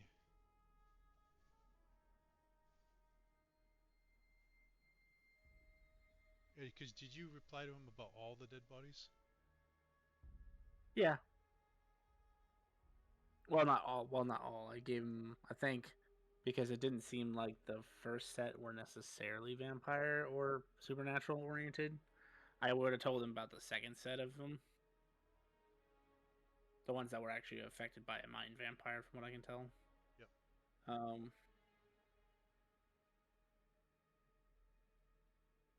And I probably would have just given him a brief description about the 50 bodies found, but not like wouldn't state out. I wouldn't state that I think it's supernatural in nature.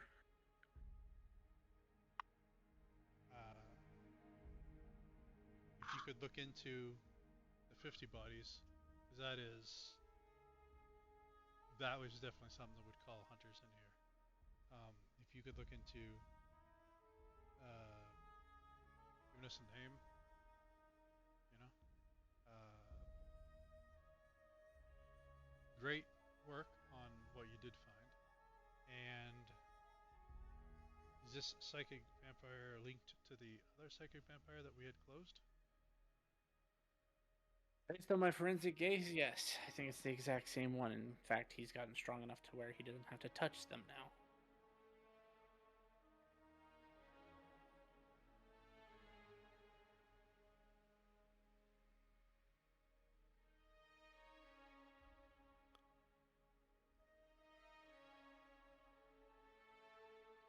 If you could find more information on this route, because currently we don't know where his name or where he's out of, other than this city.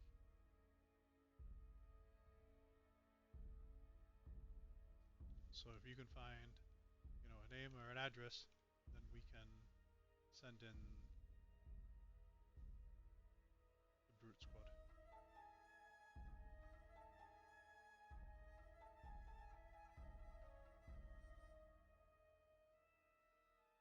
Okay, we can do that. And like always, if we are just to gather the information, if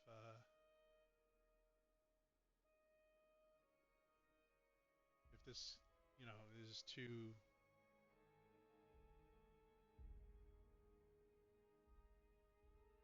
hands-on, too much not gathering information, then let me know and I will pass that up the ladder.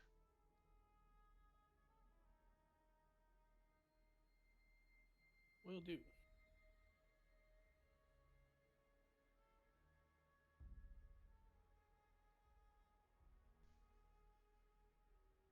Thank you, and I appreciate all the reports that you have given me.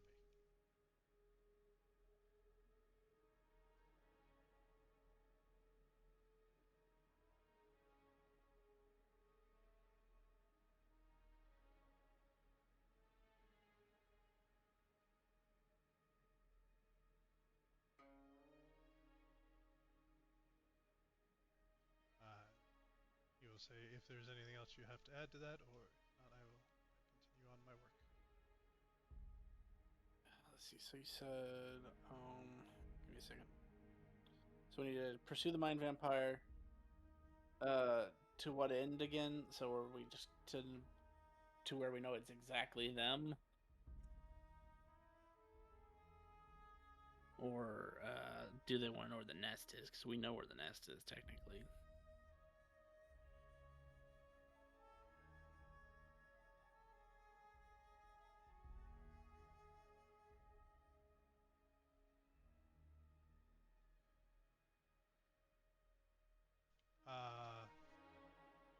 Yeah, he just wanted a name or location on the psychic vampire. Oh, okay. Hang on. I have both of those. That is a long time ago in my notes, so give me 1 second to scroll all the way up there.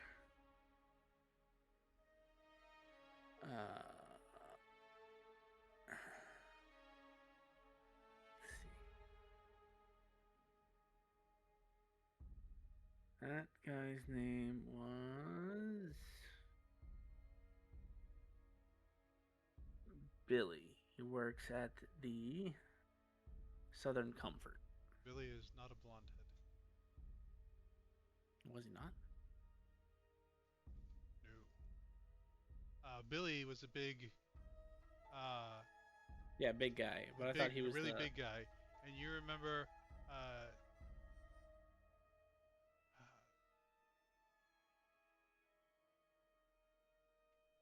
the blonde guy was not that well built.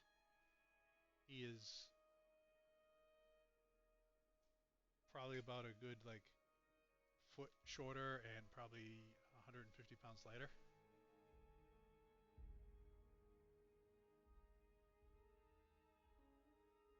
I think Billy has black hair. Was that Sam Terry then? Because of course I sworn you just said that was the vampire we saw doing it before, and I thought that was Billy. So when you first did the investigations, you saw Billy, and he went in and was someone was roughhousing one of the ladies, so he took him out back and roughhoused him, and then walked away. And somewhere after they had passed out, they died.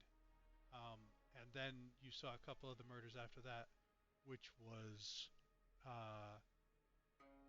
this skinnier guy, which at first he was beating people up. Yeah, I have that written down as Sam Terry.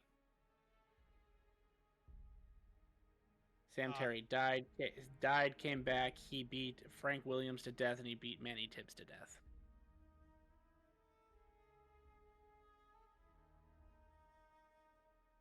And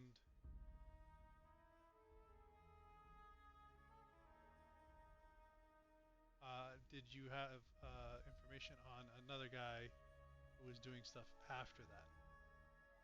No.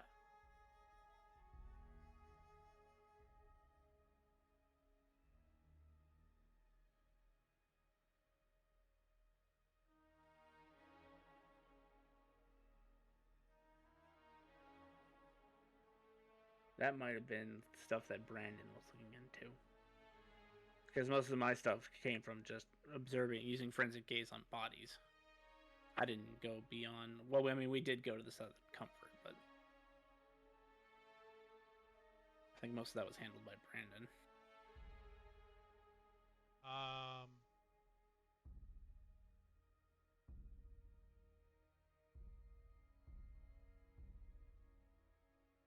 Fred Davis threw up on the bus, was kicked off, and then he was beat up by an individual, which was not. Yeah, I didn't. I didn't know his name was. You just gave me a name I didn't have. That was something I didn't actually get out of that investigation. I do have that listing, but that was John Doe. So John Doe threw up on the bus, and then he got beat up by somebody else. And that's not what my notes say. My notes for John Doe literally just says he just dropped dead.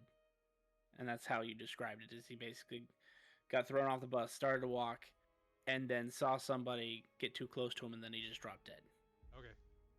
So, as you did your memory, this would have tied him, the blonde-haired guy, to that. Okay. And then the next guy that was last seen at the Southern Comfort, he was also killed by the blonde-haired guy.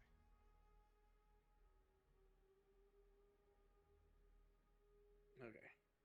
And then you had like another 6 bodies found in Dixville Waste Disposal Station. No.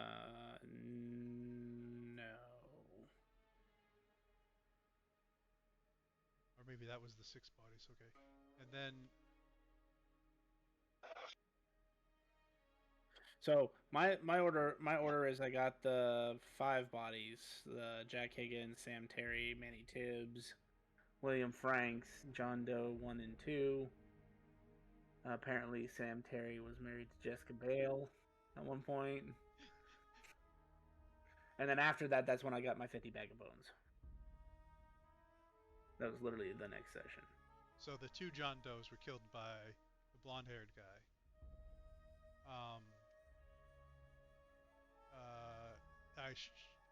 It should have been noted, the guy that was all in black and wearing the hat did have blonde hair. Okay, so that what tripped me up is we thought that was Billy. That's what Brandon and I came to the conclusion of, is we thought that was Billy. Oh, and I 100% that's what thought you, and I didn't say anything. But since you've had all these other murders and you did that memory thing.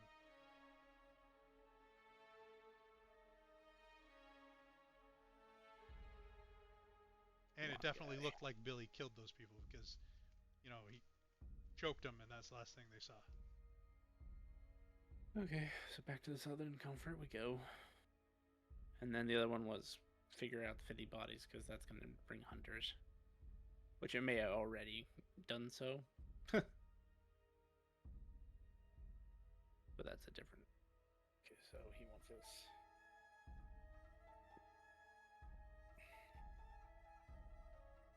Now I know why you didn't get all of these guys, because they went to the other coroner station. I'm like, I have a whole bunch of other names here and how they died and everything, but you didn't deal with these guys.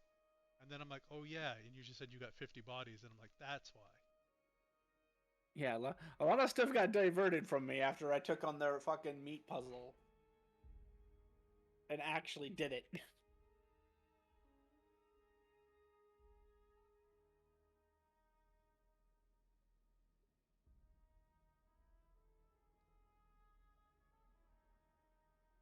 So I would say your assistant found out that while you were dealing with those 40 other bodies that weren't Bones was sent to the other coroners.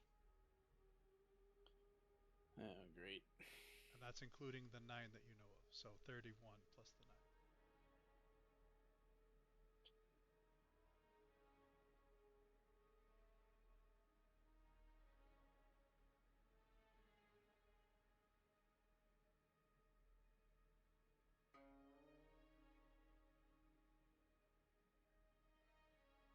Okay, I will get on that.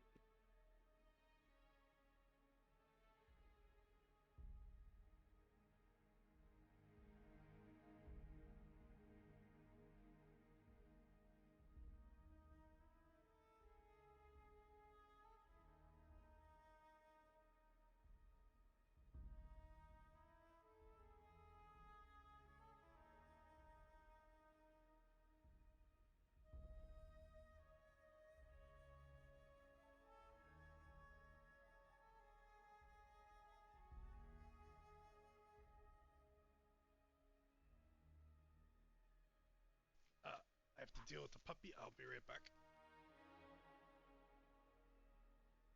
Okay.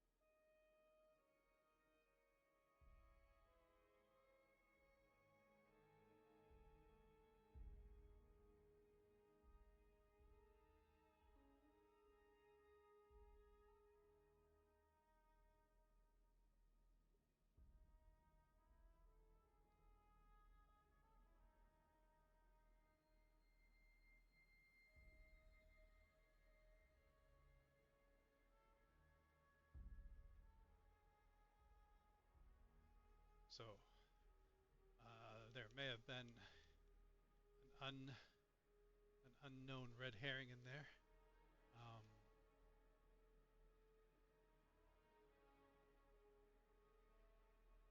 Which you have just, I guess, figured out.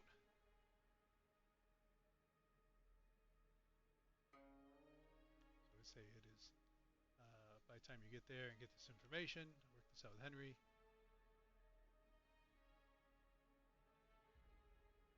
I would say it is 9 o'clock Monday morning.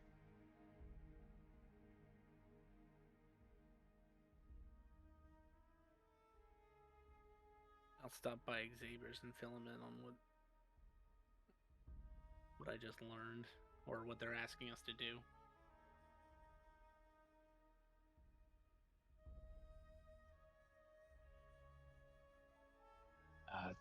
All right. I think the mind vampire will be faster, since we already kind of know where to look. Are you sure?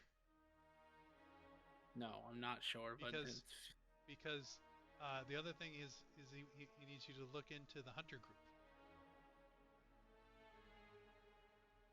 That's not easier. What are you talking about? That's putting ourselves in more danger.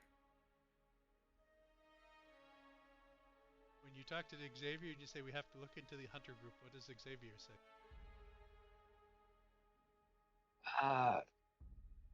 Well, we could look to see if that Helix group owns any other buildings. I know their headquarters isn't here, but they might have something. Their name. And that is news to you, Oz. You don't know what he's talking about when he says Helix. Yeah, sorry. Helix, what was it? Dynam?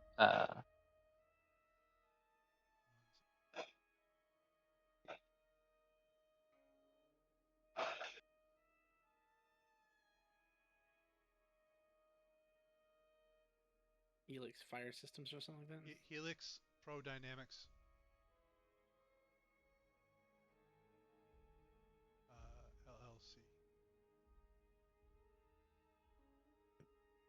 You're thinking they might be a hunter front?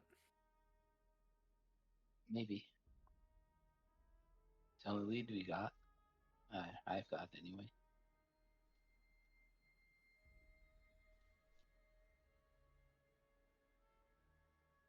I'm game.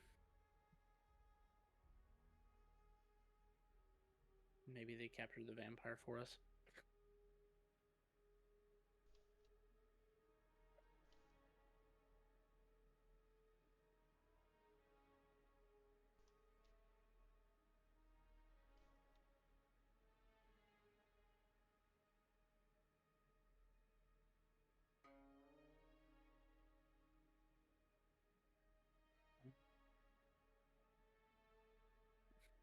Well, sadly, unless we're going to physically investigate, I'm not much better with computers.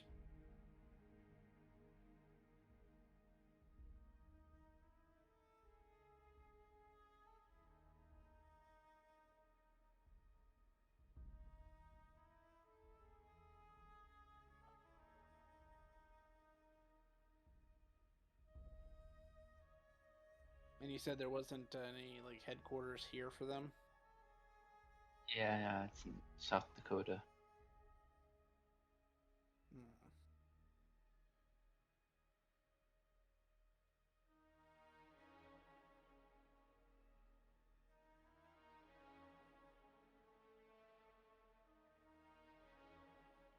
Hmm.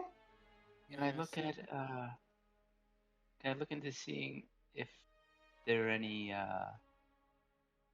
other properties that they hold in the city? Also, just like, can I look up some general background information about the company, how long it's been around, who the president is, CEO?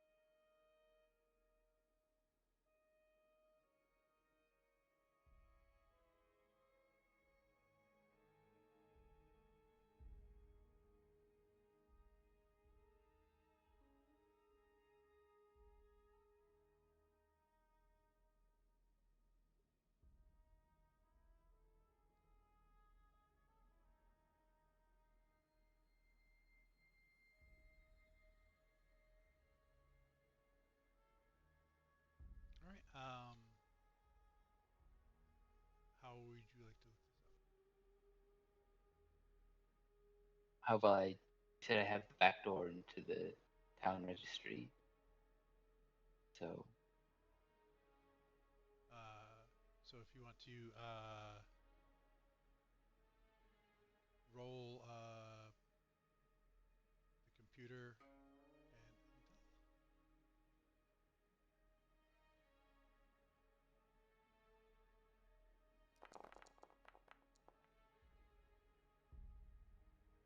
did it roll? Because I can't see anything. I see 2 successes.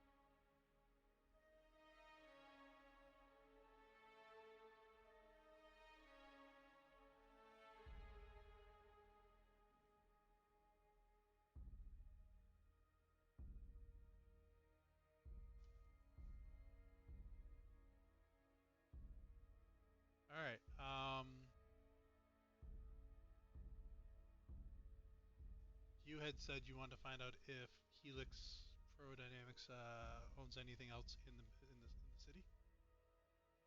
Yeah. You would find a cafe, Cinder and Oak Cafe.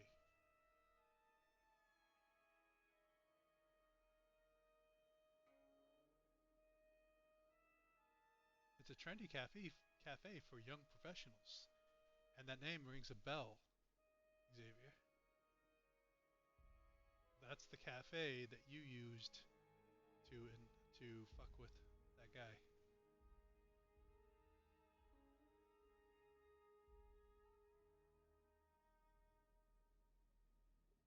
Can I tell if it's a recent acquisition or they had it for a while?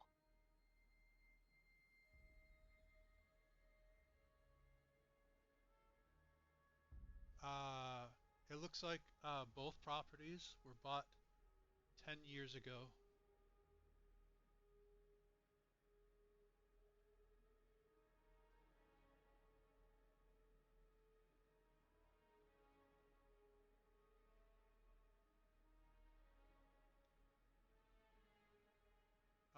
From Dynamics LLC.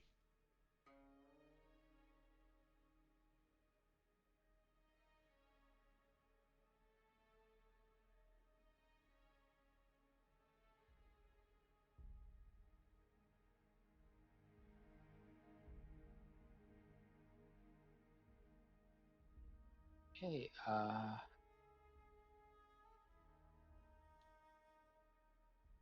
I'll say to Oz, you want to check out a cafe? It's gonna be a while till the club opens, so Sure. You would also find out that the Helix Pyrodynamics LLC CEO is Evelyn Cross. There is a Dr. Marcus Hale, lead chemist, a Jared Voss, operations manager, and a Nina Park, data analyst, listed as employees.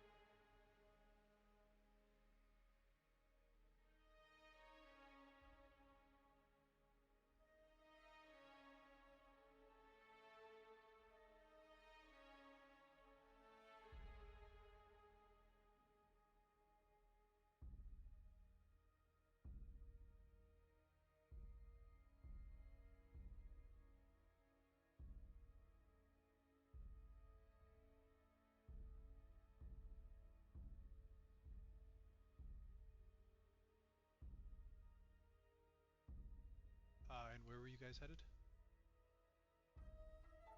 A cafe.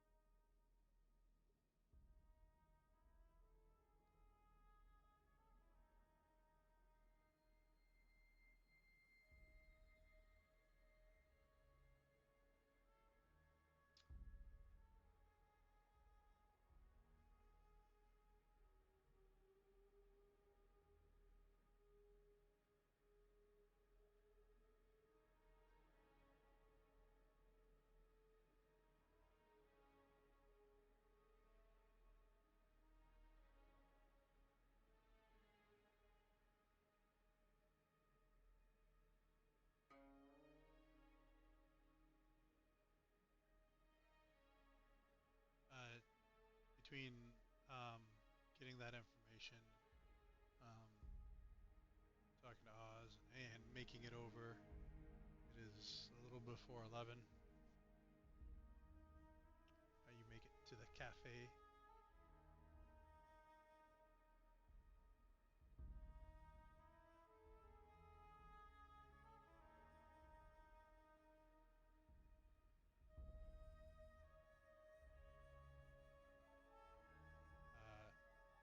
has uh, 4 tables. They seem to be full. About 3 people sitting in each table. There is a line of 5 people to get coffee. Looks like several people are just coming in and out. There is 8 computers, 4 on one side and 4 on another. And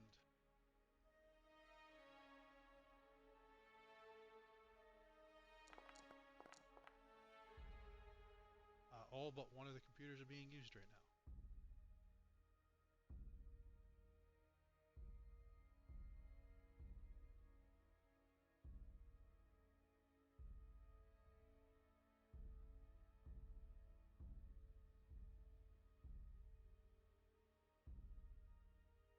Um,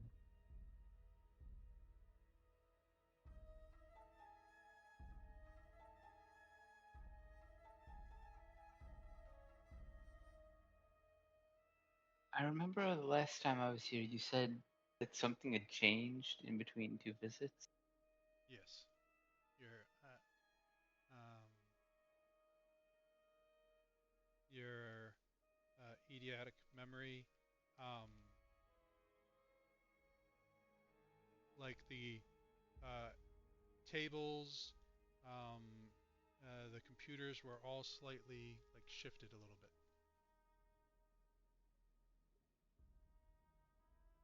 You would notice that there was some dust, where there shouldn't be dust, and there was, like everything had been moved over like 2 inches.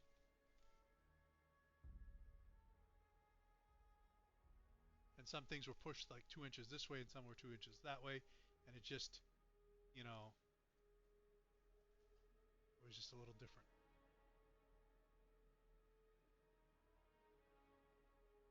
Um,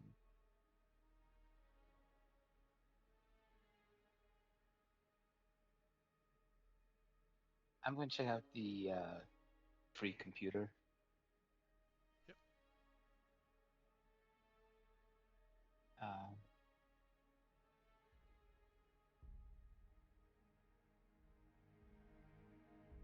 can I just sort of look around in the system, see if there's anything unusual that catches my eye?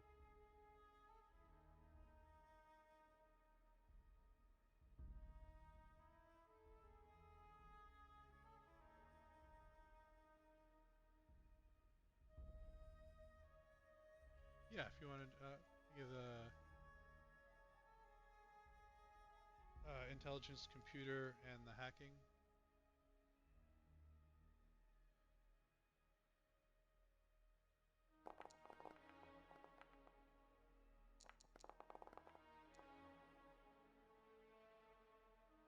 As this is going on, Oz, are you doing anything? I'm gonna kind of tune in and see if I can discover any computers that aren't in the open. Maybe identify security cameras, things like that.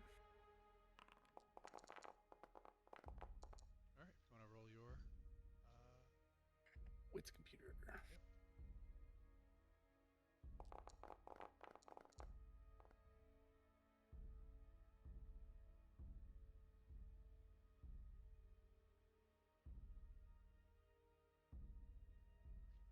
You don't catch any singles that aren't supposed to be here. Nothing additional. Xavier with your 2.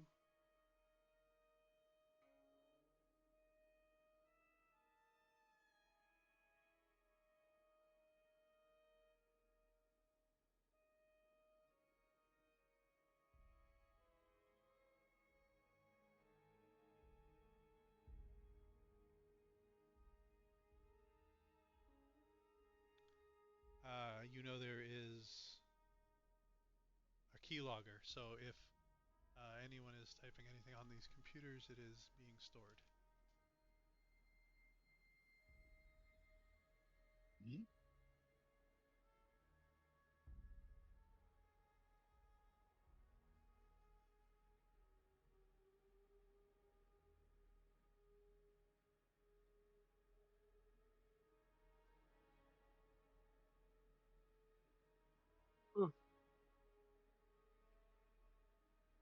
effort.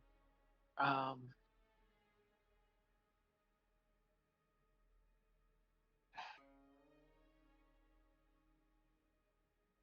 can I take a look around the room, see if there's anything unusual about the wall behind the computers, uh, the table?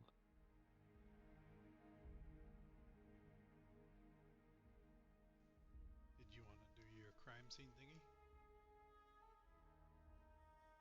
Uh, not sure that would apply to such a busy area.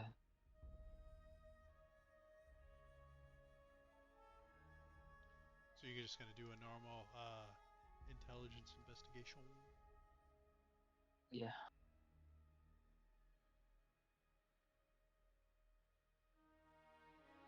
Do a crime. You see like somebody spilled coffee.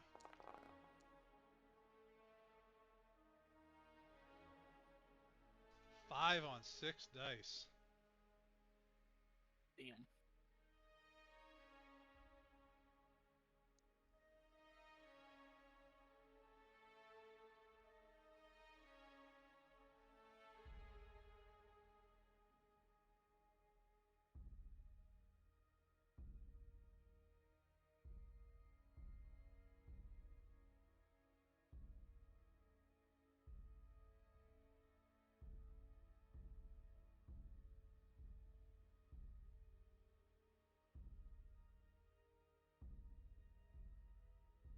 How obvious are you making this?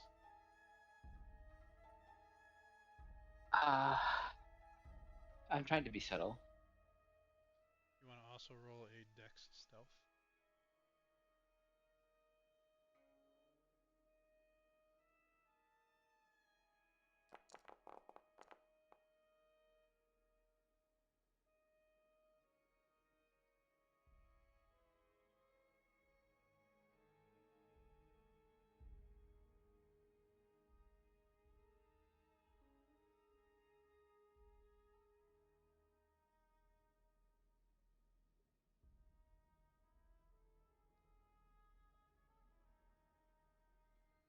Um, as you're looking around, you're on your computer, and you kind of like shut the power off. Then you're trying to find the power switch, so you're trying to, or you're adjusting the cords and stuff to make it look less obvious, like you're trying to get back there. You're just trying to fix the computer you're on.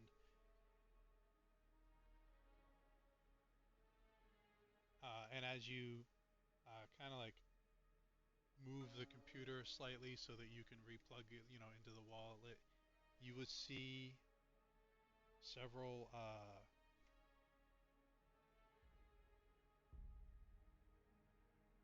claw marks. Looks like that someone had tried to cover up, but they didn't do a good enough job to cover up an exceptional.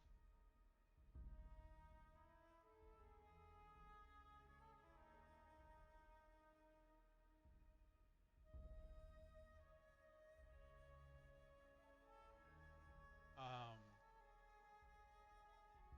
and kind of like tied in with some of, sometimes when you have a lot of wires on a computer, you kind of like hook them together or use some sort of Velcro thing, so that, they stay together. In that Velcro, you would find a group of long black hair and long blue hair.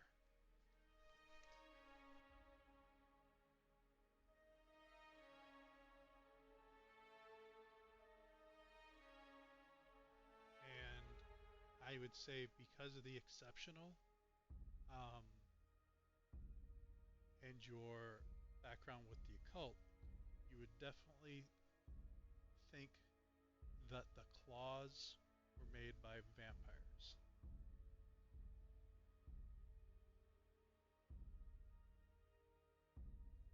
And with your uh, eidetic memory,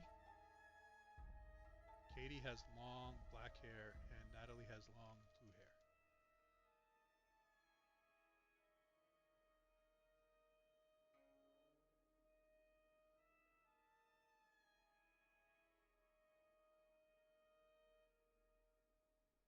think that maybe um,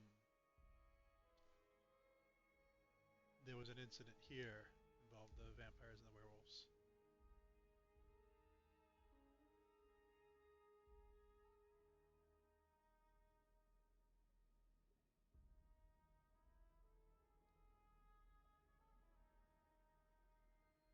Okay.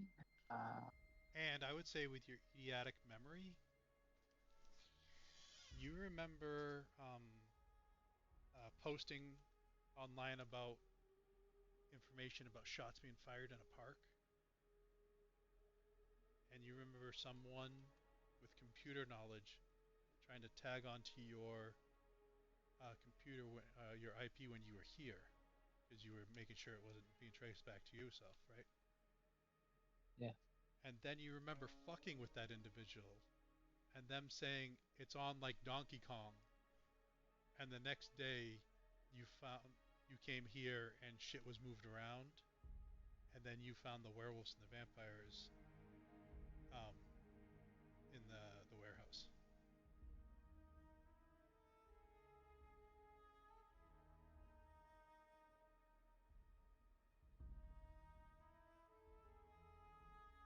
Uh, so you think you maybe instigated a hunter, and he thought it was the individuals that were here at the time. Okay.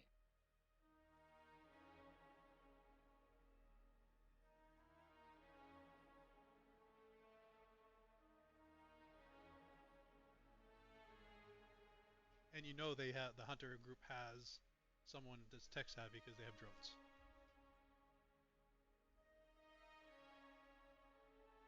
And all the wireless cameras.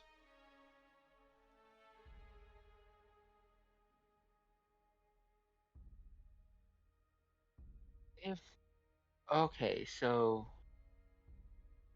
I'm I'm speaking quietly to Oz. They brought them to the warehouse because it's owned by the same company as this cafe, and they thought Helix was a front for supernatural.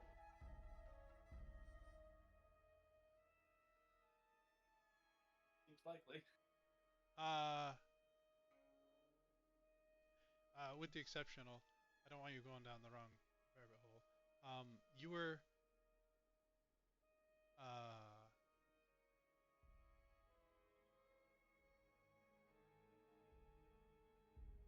you were looking into a hunter organization.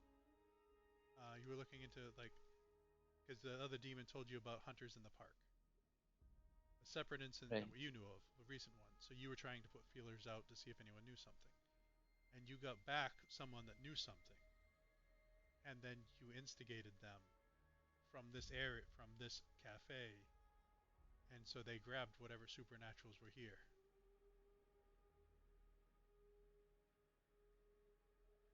And took them to the warehouse that just happens to be owned by the same company as this cafe. So it was probably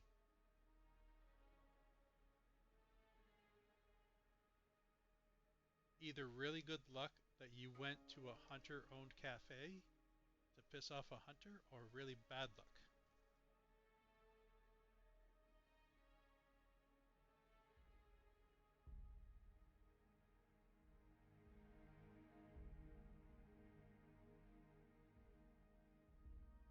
So it looks like this cafe is like a dummy front for the hunters.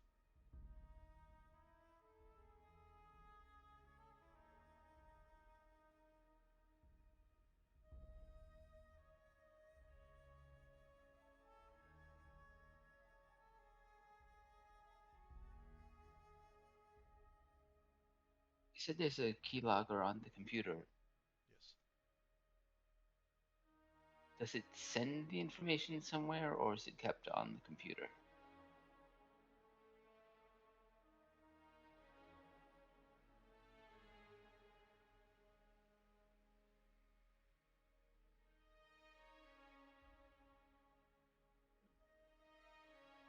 what spells do it access to. If you want to do another hacking roll to see if, because it looks like it is kept on the computer from what you rolled. If you wanted to roll something else to see if it recently something.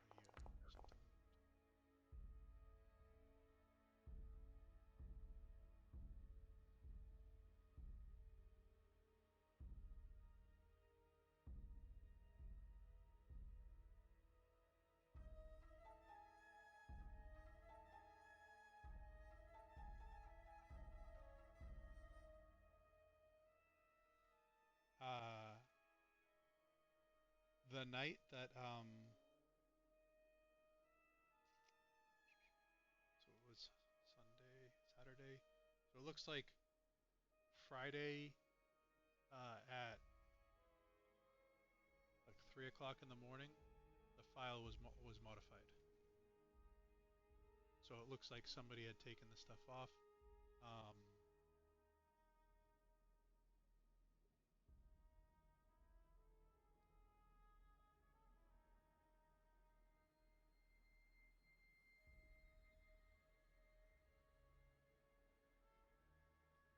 And it looks like it was remotely taken off because there wasn't anything plugged into the computer.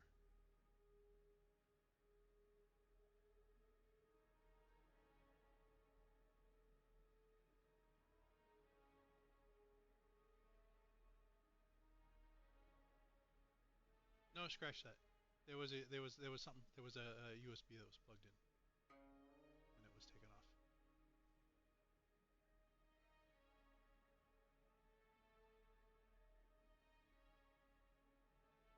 Okay.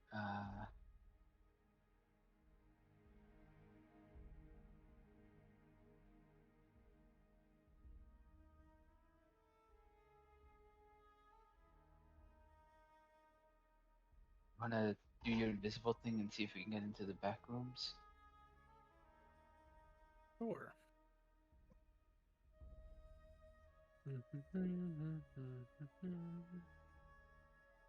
See if maybe we can step into the restroom and do it. Or oh, is there a side alley to the building, like with a back door? Yes.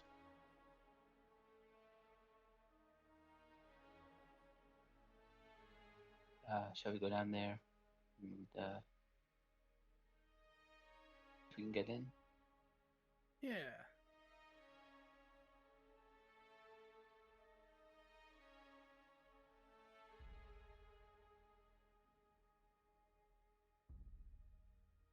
So this forces to. And I'll give you this, Xavier. The name of the, because usually you can see like the names of like USBs and stuff like that. The name on the USB that was plugged in was Ghostlight.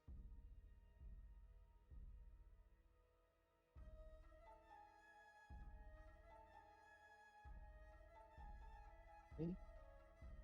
Ghost.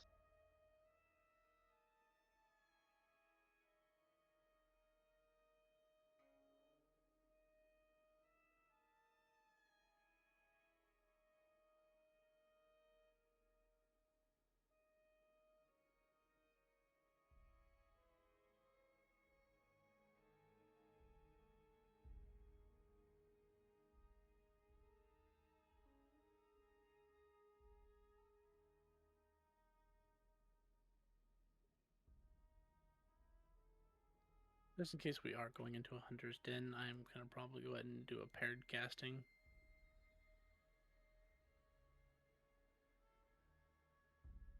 Or a combined casting of invisibility and sound.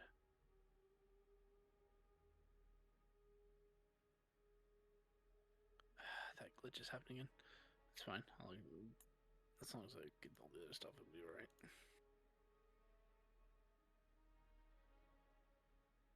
And this is a forces level 2. Alright, so I'm going to, once we get there, I'm going to cast, I'm going to combine cast invisibility with control sound.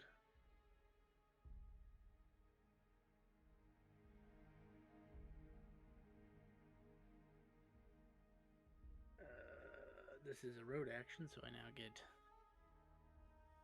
4 reach for this.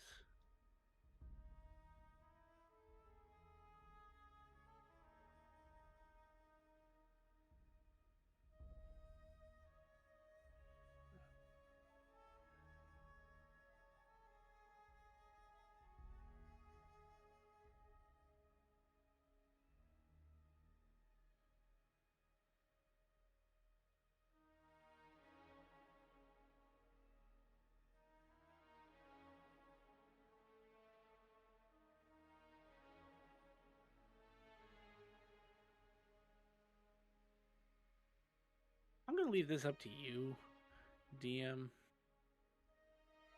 There's not a level between 1 scene / 1 hour and 1 day. Can I cast it so it lasts like a couple hours, but not a whole fucking day?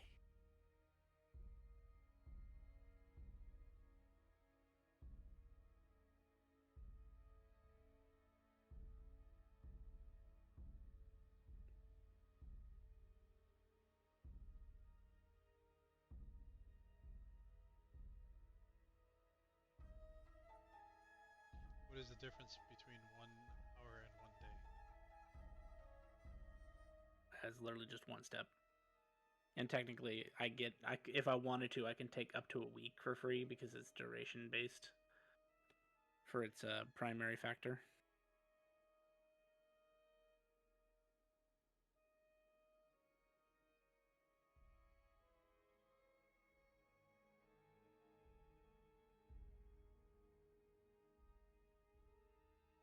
Yeah, I don't think like I think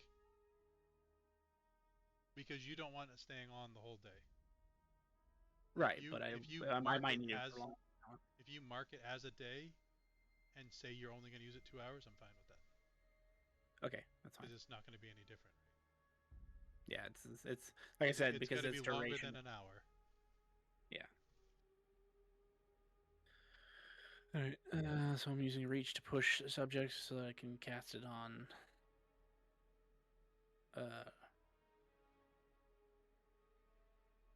Xavier.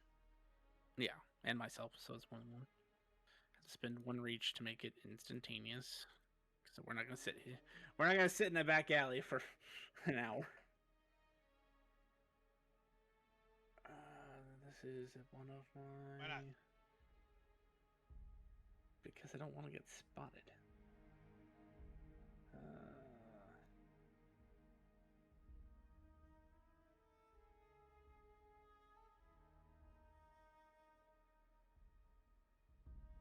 Okay, it doesn't cost any mana because it's not done. And I still have 2 full reach that I could use if I wanted. But I can only use tools and high speech in this instance.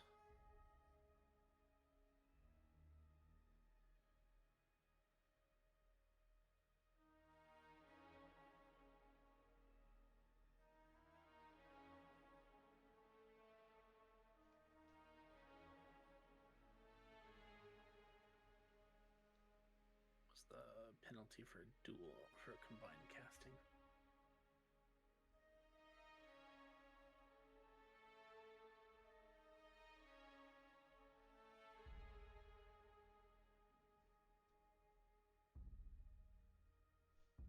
Give me a second. I've only done this one other time, so it's one of those things I don't remember right off the top of my head how it works.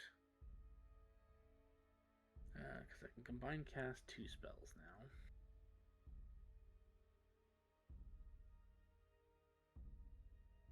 The only thing I know is it just acts as if you're casting 2 different spells, right? Basically, it allows me to cast 2 spells in 1 action, essentially. But I know there's a penalty to like the dice count or something, so I'm just trying to find where that is discussed. How many spells do you already have up? Just 1. That's my tune in right now. So I don't think you're gonna have any because this will be your 2nd and 3rd, and you have 3 gnosis. Yes. Yeah, that's right. And The difficulty is the fact that it only takes the highest pool, not the combined pool. So I'm getting only 5 dice. The lower of the two. The other part is the other part I was curious about is if it treats the spell as a higher level than it is. Where is combined casting? You'd think that it's supposed to be an important feature. Combined casting.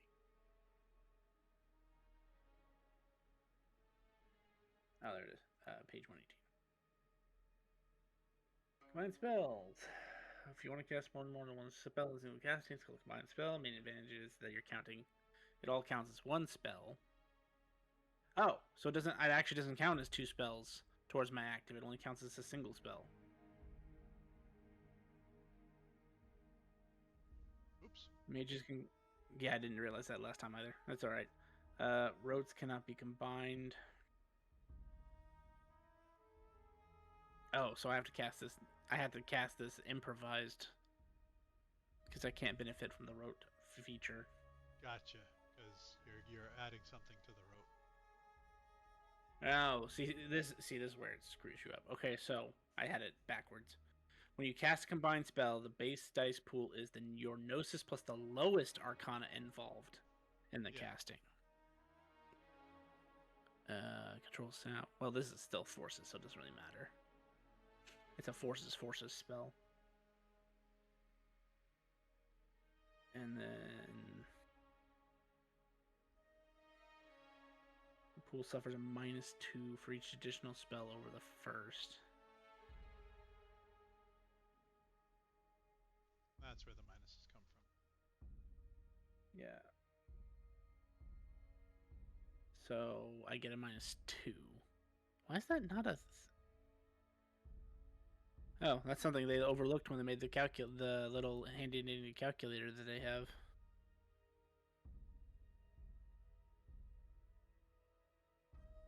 Because combined. Or maybe it's too complicated for most people.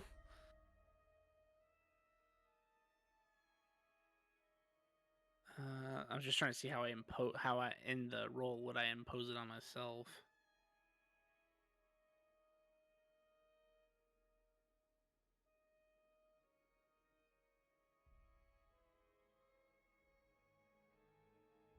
Maybe I just do a -2 in the dice one. Yep, that works.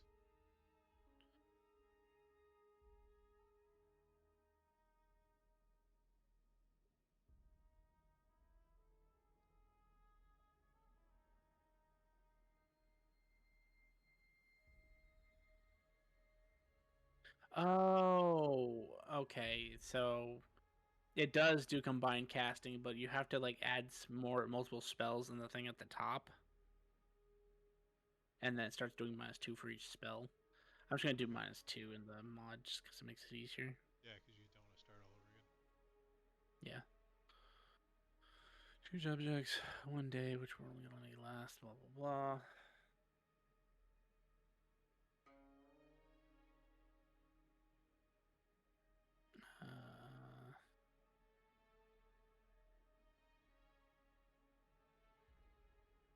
And spending a willpower gives you 3, right? Correct.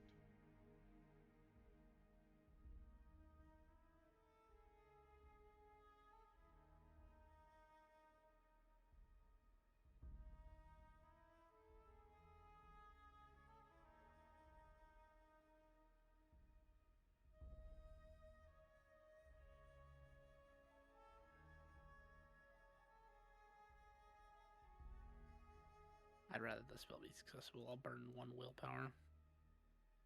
So basically give myself 1 extra die to offset the -2.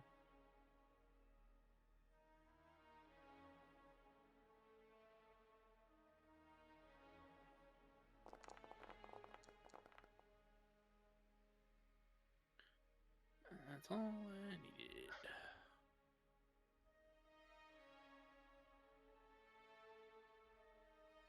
It's a good thing you gave yourself willpower. Yeah. That was on the second to last day. I kind of figured it when I was sitting here at -1. Or minus 2. What was this? It was... You vanish.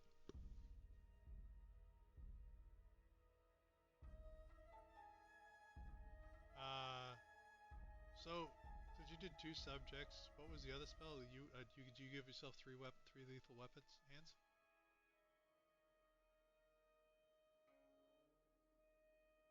Or was the second spell to make it so that you were quiet?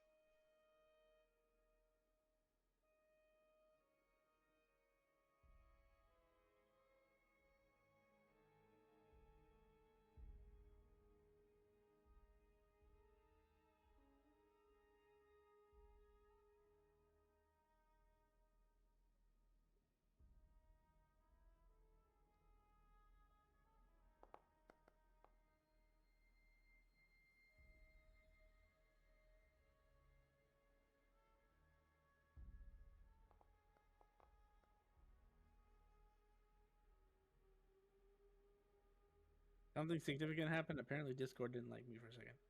Welcome back. I 2 had the spells. same thing. Okay. Yeah, I guess everybody clicked out for a second. The 2 spells were invisibility and invisibility, so it's invisibility and sound. Correct. Gotcha.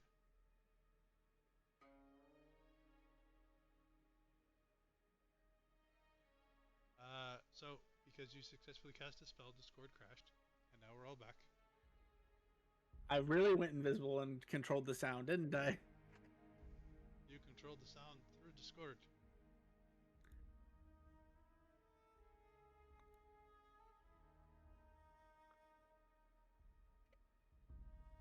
So you are in the back alley. What do you want to do? You have 2 hours of indivisibility. To this back door. Can I see if we can get it open?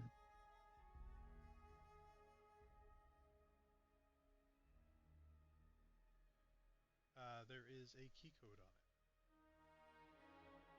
Or it's either key code or you have a card reader.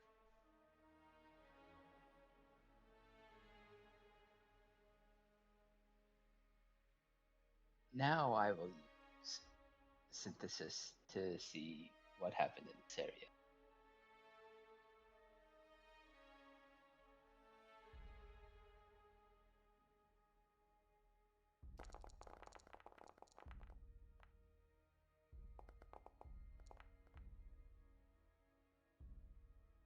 Can I get the key code from this?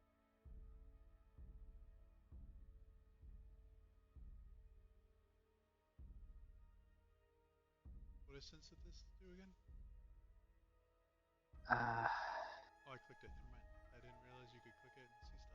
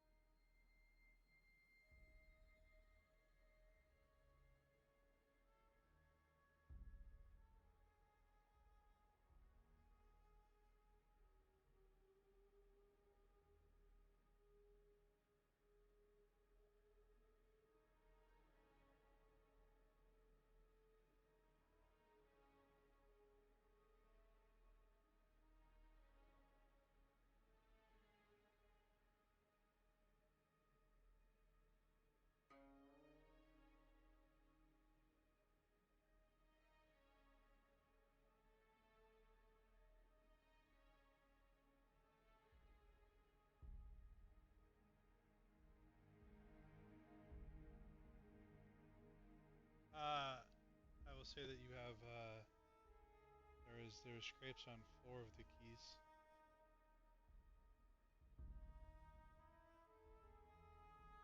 1, 4, 7, and 9.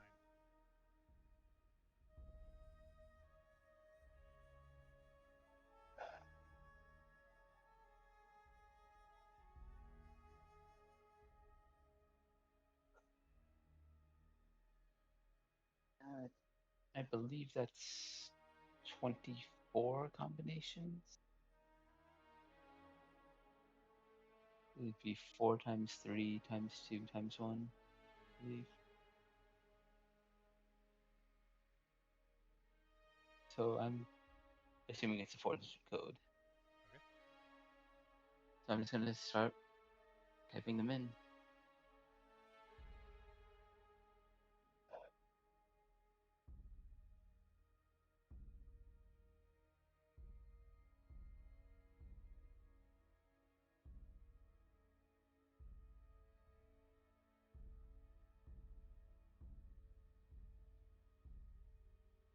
Actually, before I start doing that, does it look like, how high security does it look? Does it look like kind of thing where an alarm will go off if I enter the wrong password, or is it just the functioning lock?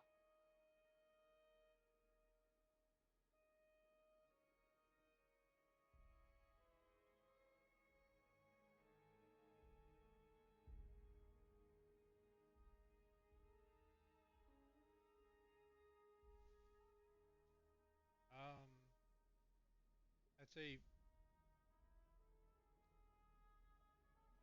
roll a wits and larceny.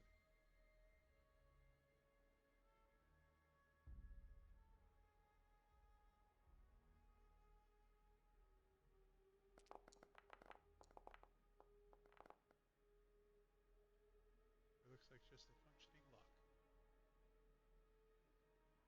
Okay, then yeah, I'll try entering 24 codes.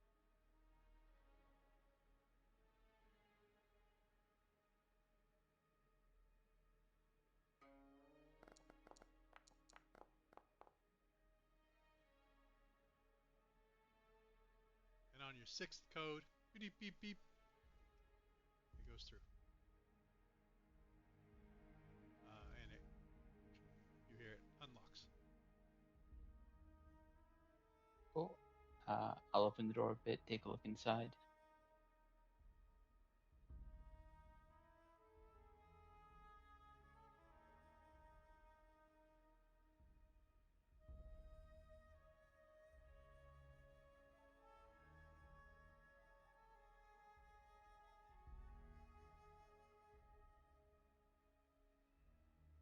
It looks like a storeroom. You see a bunch of boxes.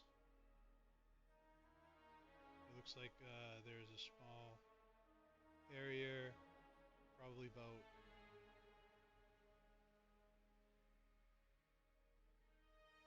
10 by 10, and then there is another door.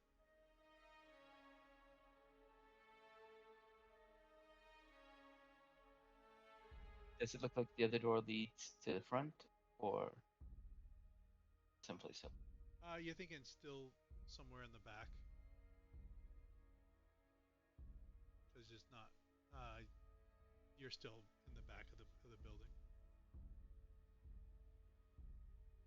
All right. I'll head in.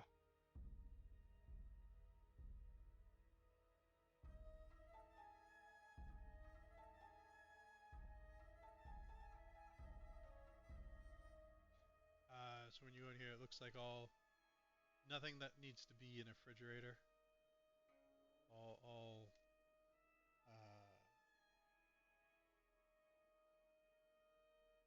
paper goods and whatnot. Then there is another door. You also see like several lockers.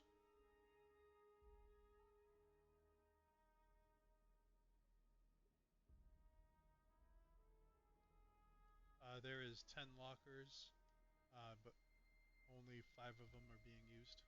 The other 5 look open and empty.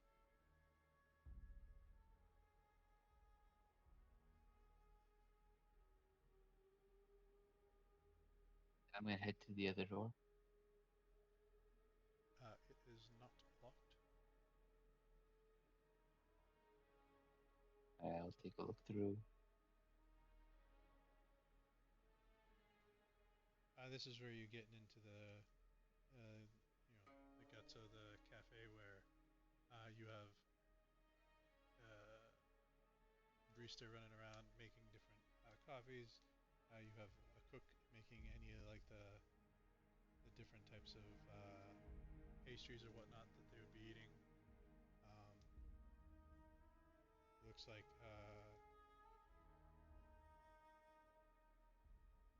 probably a 10-foot wide by 20-foot long area where all the different machines are. On the other side, you can see looks like a freezer unit and a refrigerating unit. Um, looks like an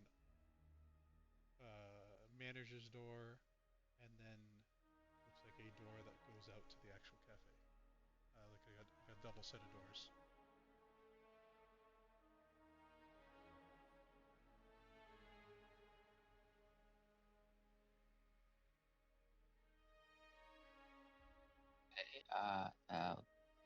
Try heading to the manager's door.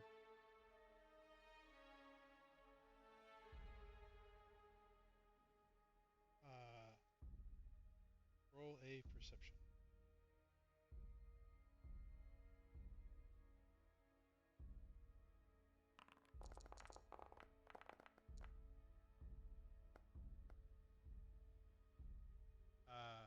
So as you approach the manager's door, you do know there is someone in there, as you can hear um, keys of a keyboard.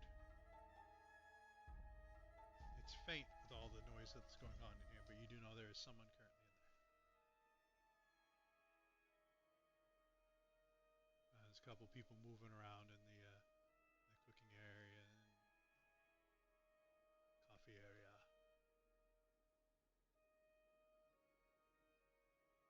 All right.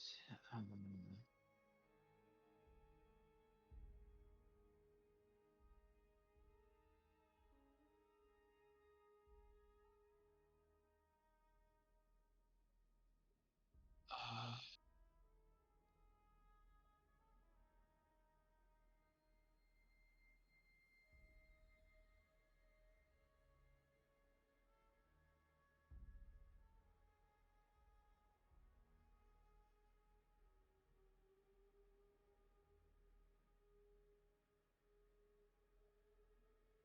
oh man.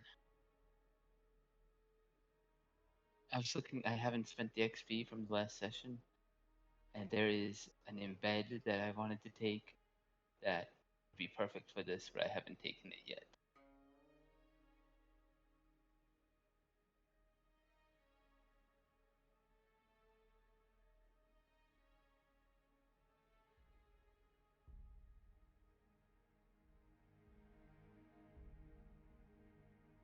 It was on the list of ones you were going to do. Yeah, I was just looking at it while we were here. You did have an extended downtime while you were waiting for somebody to deal with all the bodies. So if you wanted to take it, Actually, I can do that. I can do it without worrying about that. I'm going to invisible go up to uh, the cashier at the cafe, and as they're handing someone their coffee, I'm going to knock it out of their hand and spill it onto the customer. I'll get the manager out.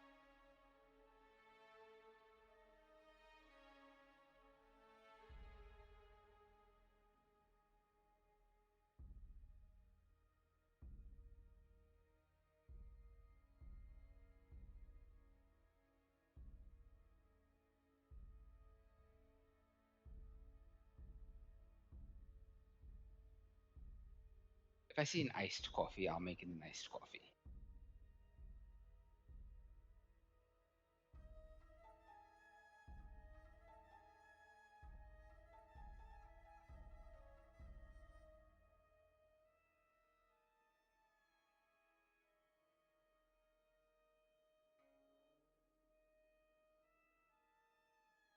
I would say Uh,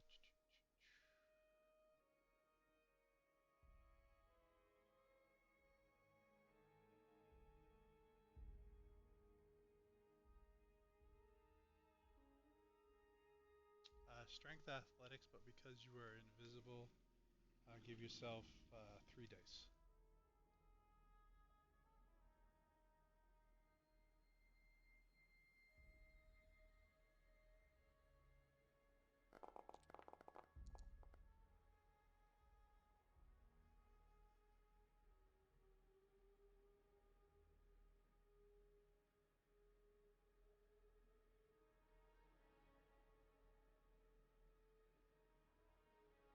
The iced coffee is going to a bigger gentleman, and you're just unable to uh, knock it out of his hands.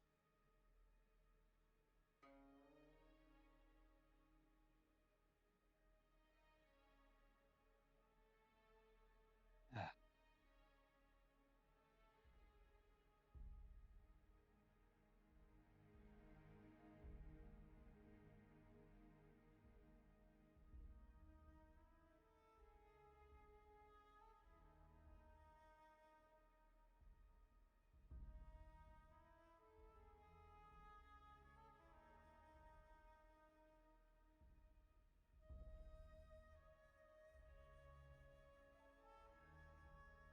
But there's a hot one coming. If you're willing to try that.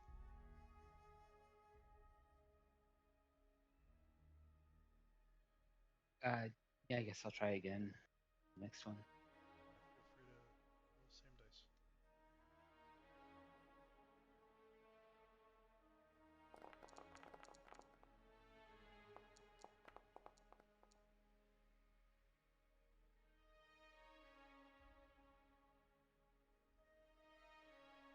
So this time you time it to like just before, you know, the other one grabs it and you tip it just right.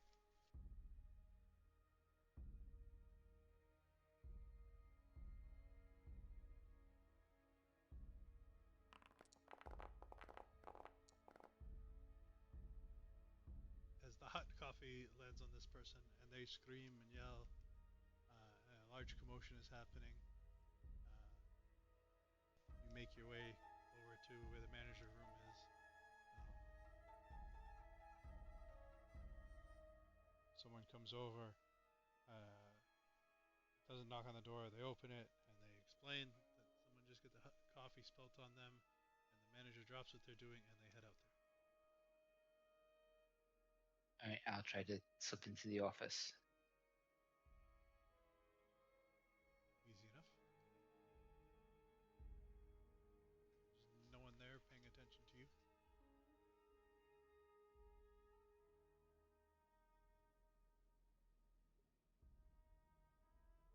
Uh,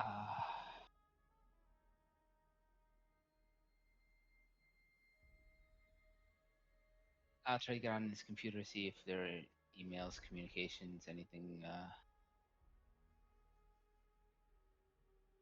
he'd follow up on. All right, roll the Intel computer.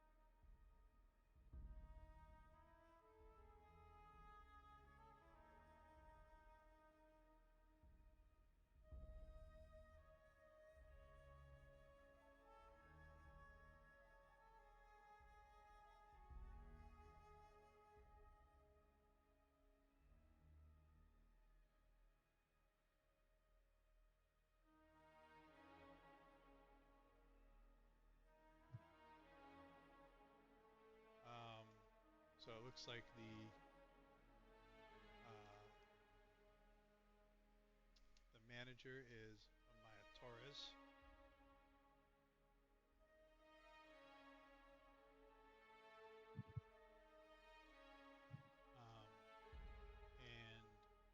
go through work emails, and you find that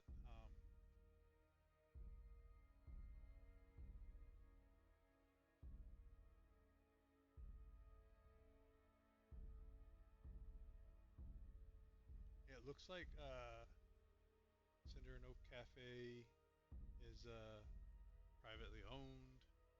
Um, looks like Maya Torres owns the place. Um, she runs it. She's the manager. She's hired everybody here. But with your 4 as you are digging down,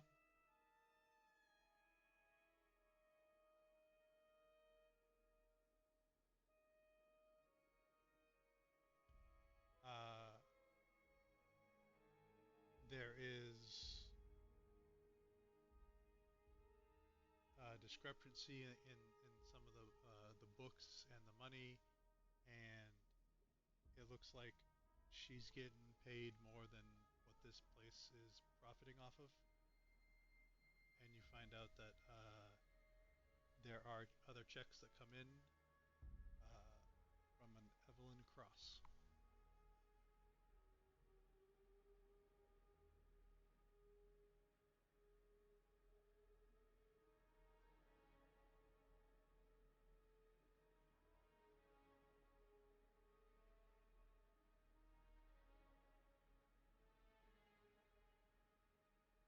Okay, so there.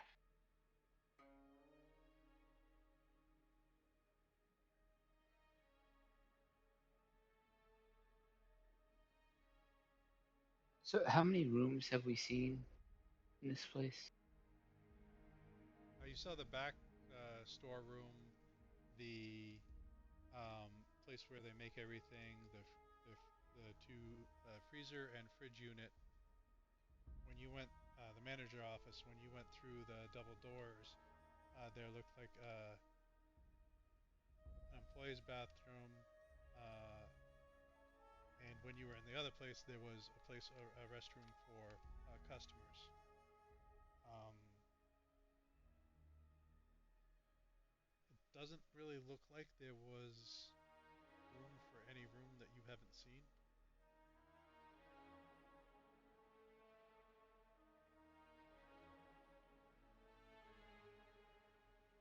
I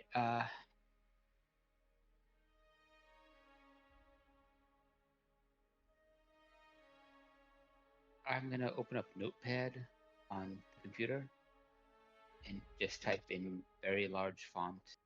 We know.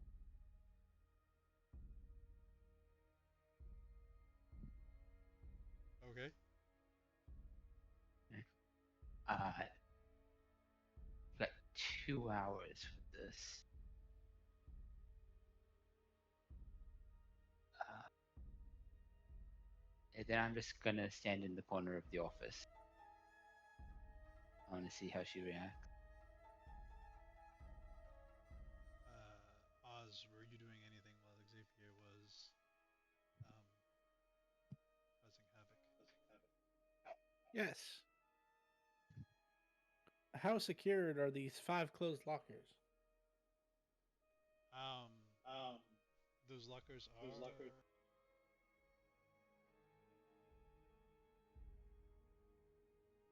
Looks like one of those like uh, cheap like dollar lock that you know that has like 2 keys on it when you stick it in to turn it. Yep.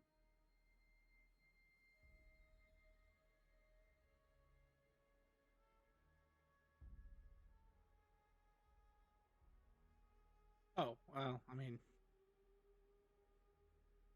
I can do a third spell for an hour.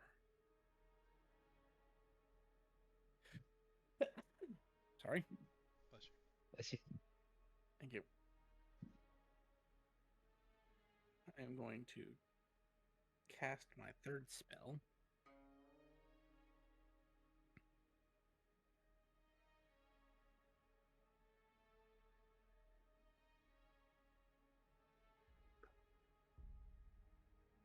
Do I want to do that?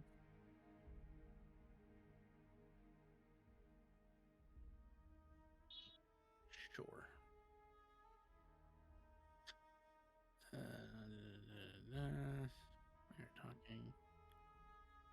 control. It's matter.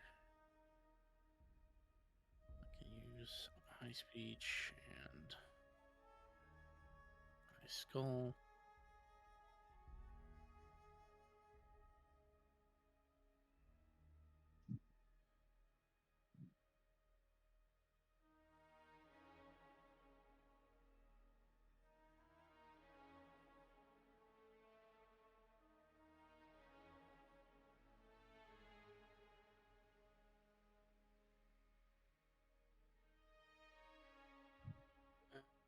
See, so I will change the primary factor to duration so that I can then push one more to give me 1 hour.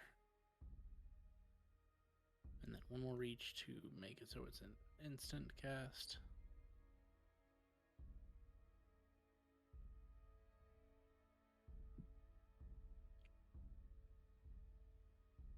And that should be fine. 6 dice is pretty good. 1 success. I don't know why it keeps repeating the spell, but whatever. Oh, it's not doing that on my. Well, it says remote control, remote control. It should only just say remote Oh, control. I see what you mean. Gotcha. So this allows me to basically manipulate mechanical things. So pretty much you just pop the 5 lux. Yep. I just target the mechanism that's inside. As long as it's not an electronic lock, I can just, move the slider to open. Just a crappy $1 lock. So I'm going to go through and just see if I find anything useful. Maybe one of the employees is a hunter, or maybe a hunter is using this locker, something like that. Basically looking for anything suspicious.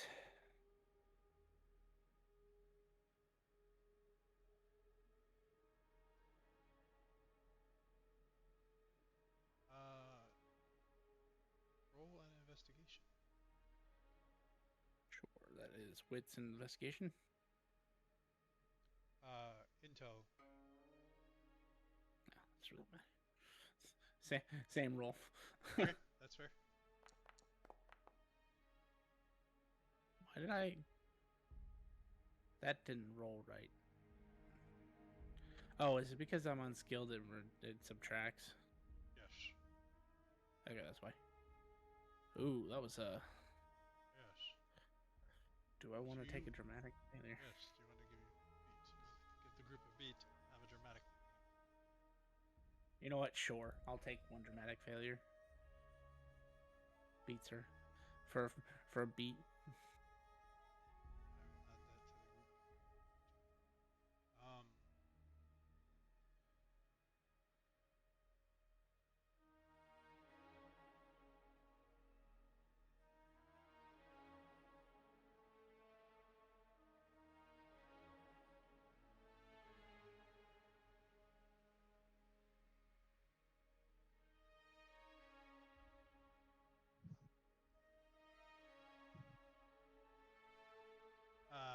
So as you are, anything you touch, just pops off, right? Yep. Mistakenly, as you, you open the first one, you go through. Looks like a businesswoman. Everything's in order. The next one you pop off. There's a case in there, and when you open it, there's like a couple mechanical ink pens, and they just start squirting everywhere. Ew. So you get some ink on you. So your invisible is not invisible currently. Okay, fair enough. But other than that, there doesn't seem to be anything.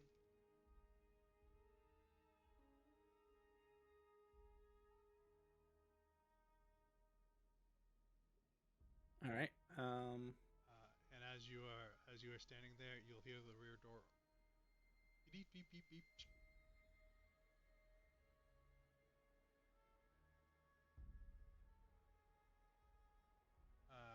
see this.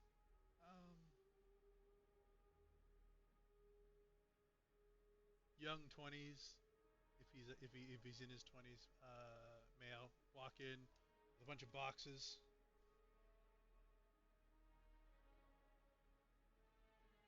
Looks around, drops the boxes, and slowly walks backwards out.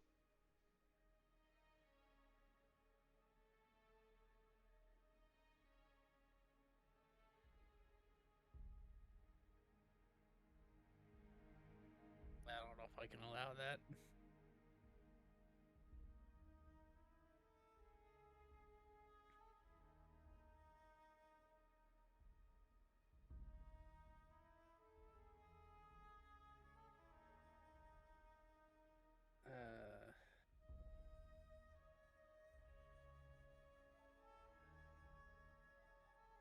Hang on. I know what I want to cast. Just gotta find it.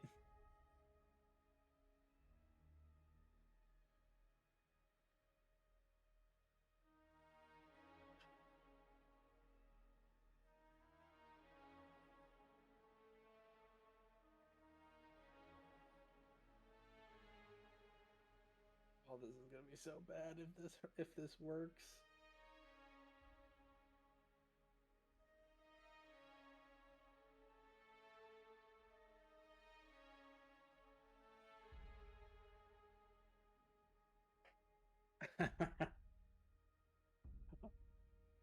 I think I've been hanging around a demon for too long. Although I don't know if I can really blame a demon for this. Okay, the spell is... So what? Is greed a demon? Technically, it's partial anyway. Let's see. So I can use highest. I can use my skull. It is a...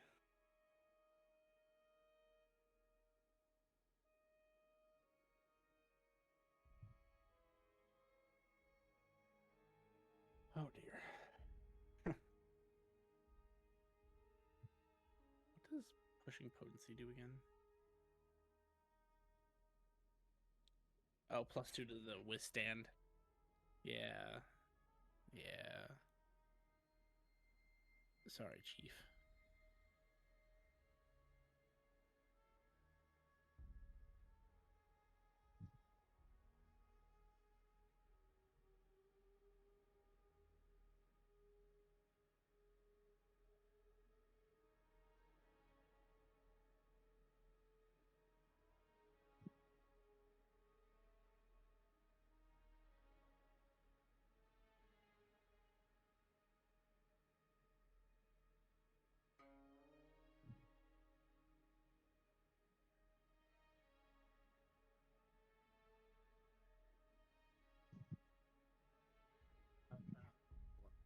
What's this?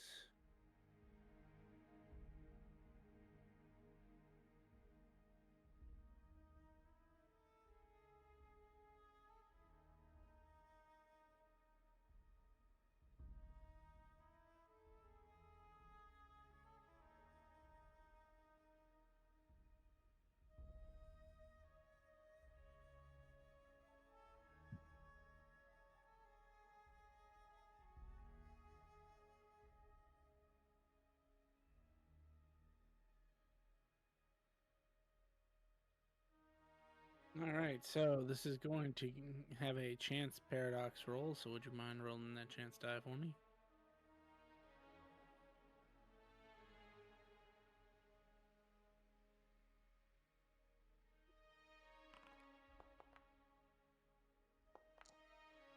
I got a 10. So I can fuck with your reach.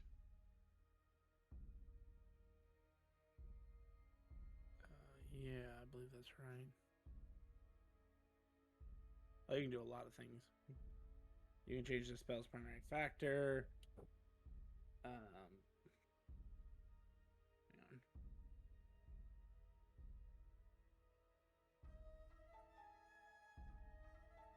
And when you cast the spell and you roll, I'll see all the different things I can mess with, right? Because I can go up or down by one.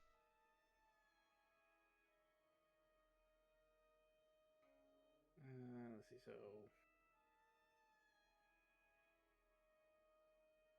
as a success, a paradox occurs regardless of the spell's casting success or failure. The two you have is you can impose a paradox condition on the caster, or undo or apply a single reach from the common reach effects. So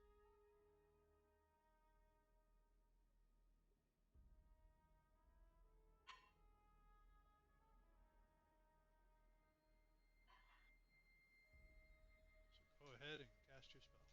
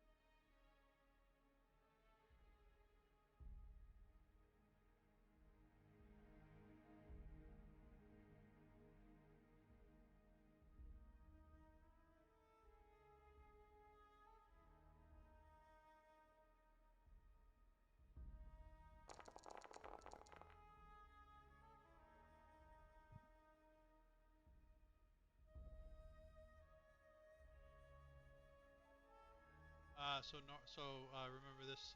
It adds the paradox roll in there, and it really wanted you to get a paradox condition because it rolled a 10 also. I forgot about that. Yeah.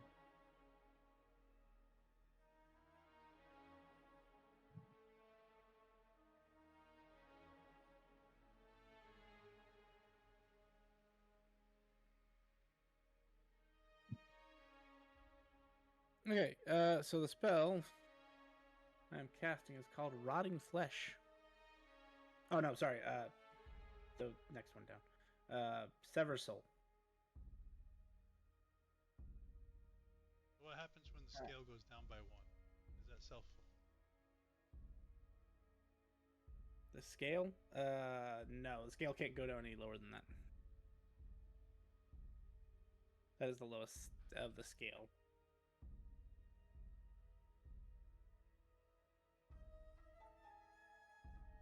So I believe, like, okay, so you could undo me pushing the advanced on the potency.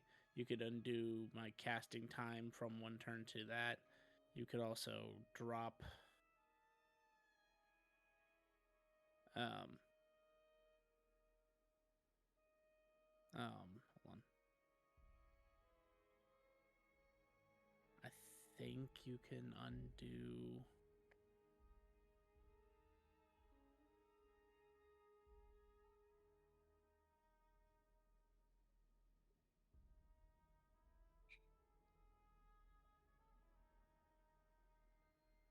I think you can also drop the potency, even though I get up to 3 for free. You can push it down to 2, or take away the advanced push altogether.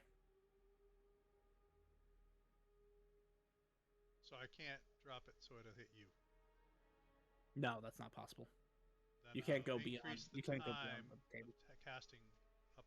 What is the next thing after 1 turn? 2 turns.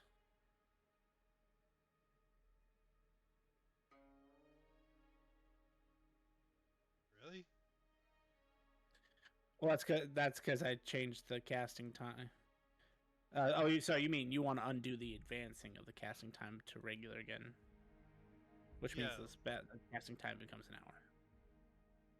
Yes.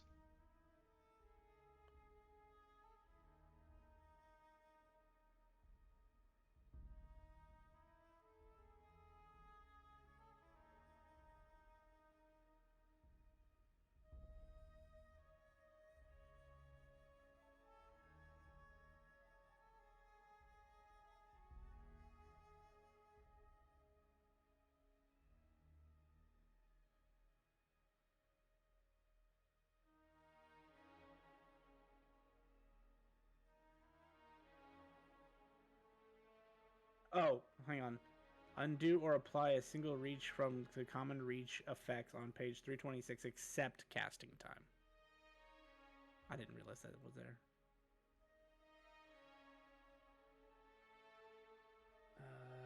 Okay, so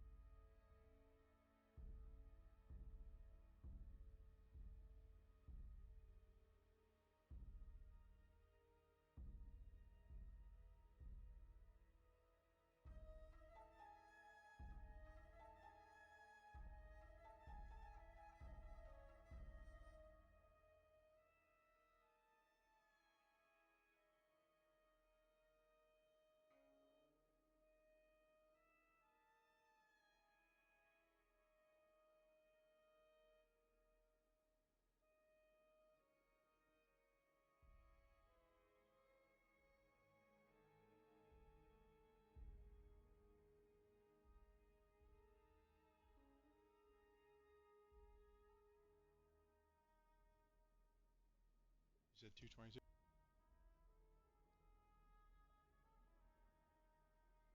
what was that? What page was that on? 326.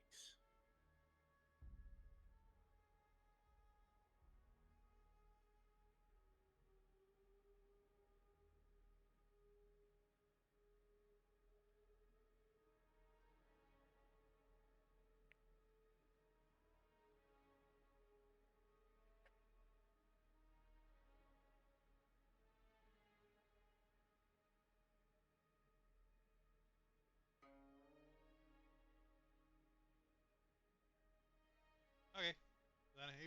Then it will increase to 2 subjects, and you will be one of the subjects. That's fair.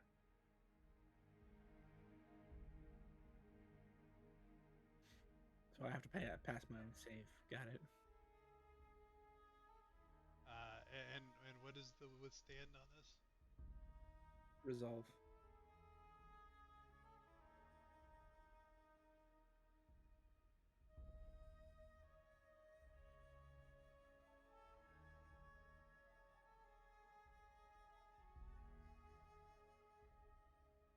And because this is +2 withstand, does that mean?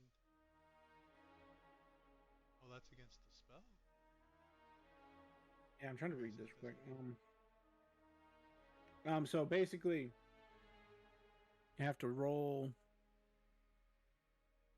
resolve and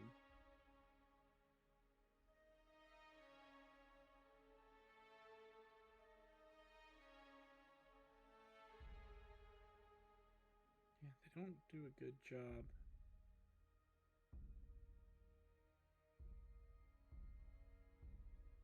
Maybe it's just a straight resolve roll. Now, let me go back to the actual spell casting section about and look up withstanding.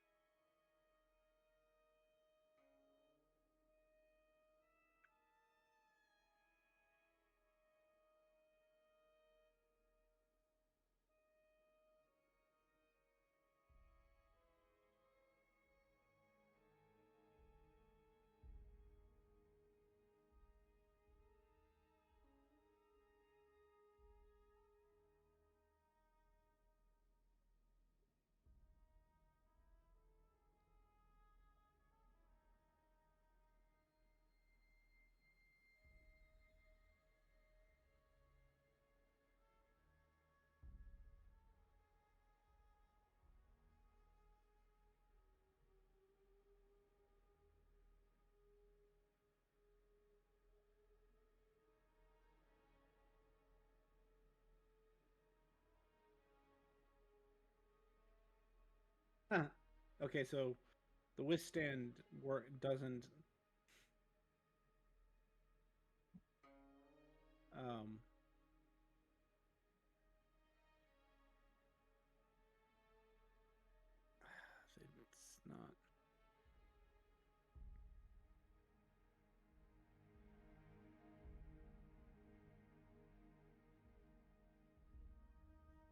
Spell can be overcome as unexpected, take full effect.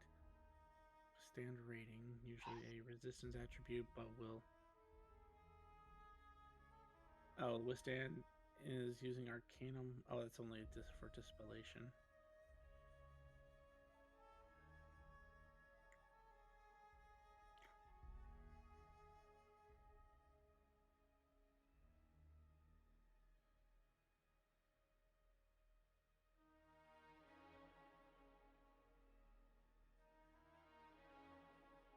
Oh, so it's just a straight resolve roll unless that individual has the resistance attribute.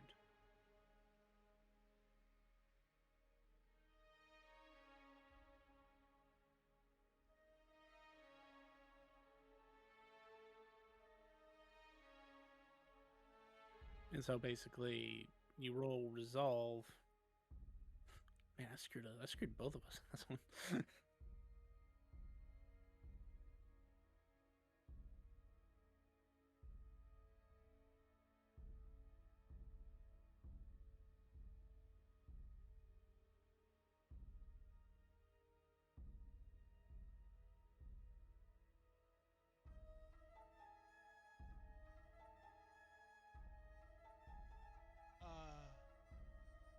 It looks like here there is no rolling with a withstand. It's just a flat number, and if you use willpower, you can boost to your withstand by +2.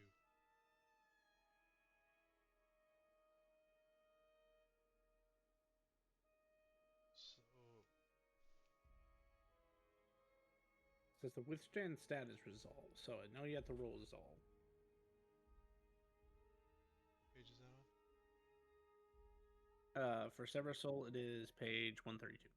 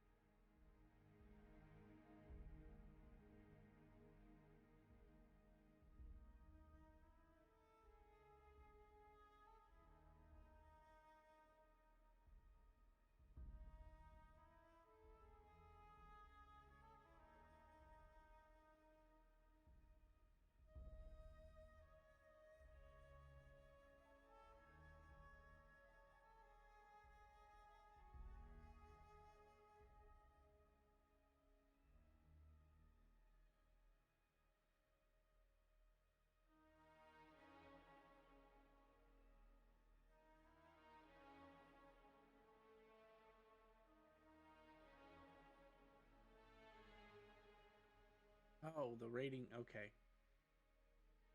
So when it says withstand, it means that's the number of successes you need to reduce the potency for each success.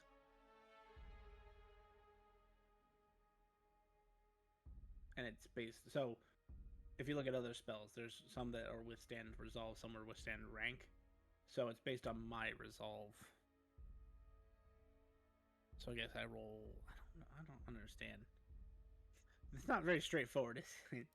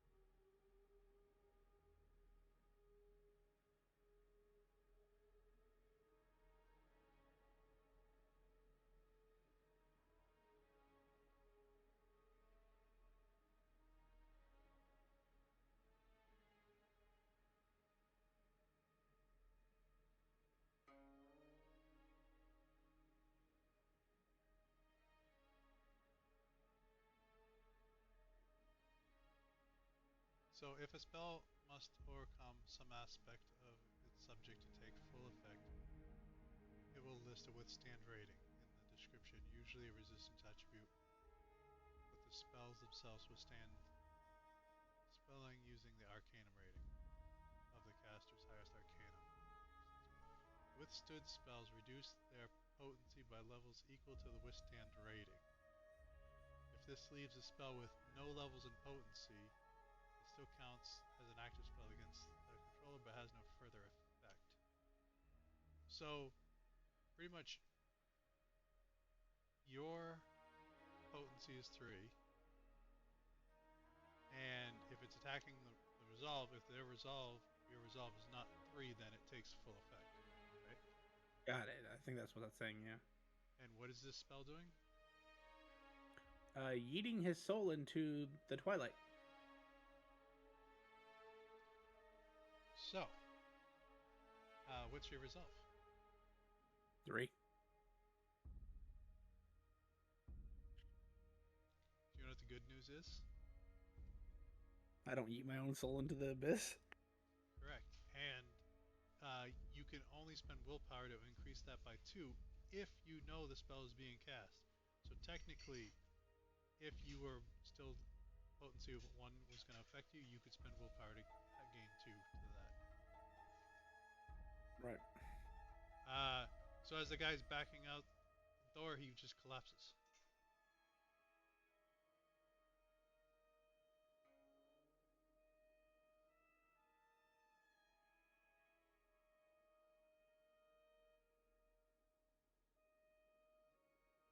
So I have a question. Because this is only lasting 1 duration, does his soul come back? It will. Um.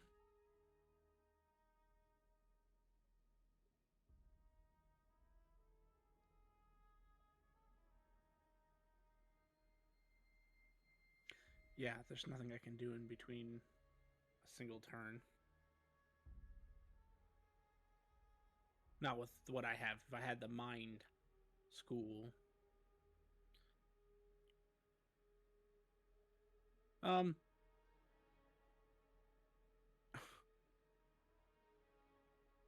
There's something I could do. I'd have negative to my dice pool.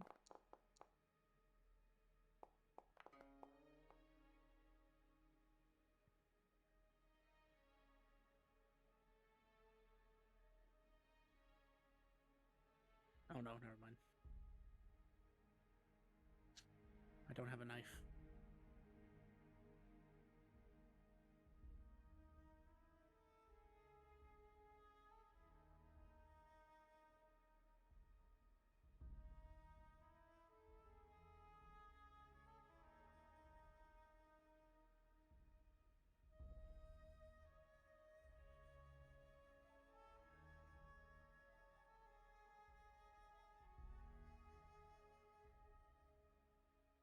But in the same interim, I would, at least while he's down for a turn, I'll move like outside and go hide behind a trash can or something. Okay.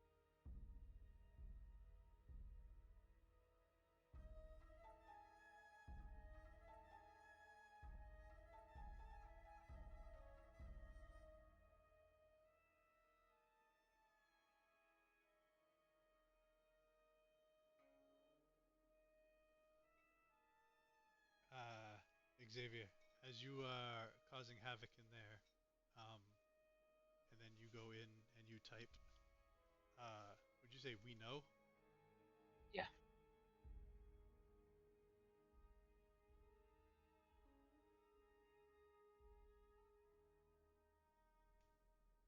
Did you leave the door open or did you shut it? I wouldn't have touched the door after I came in. I'm kind of assuming they left the door open as they rushed out. Yep. Uh,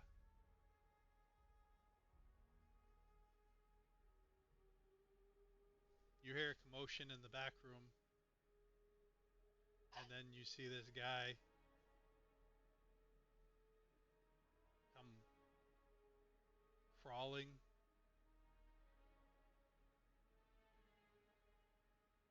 and he just kind of like face plants and passes out on the floor.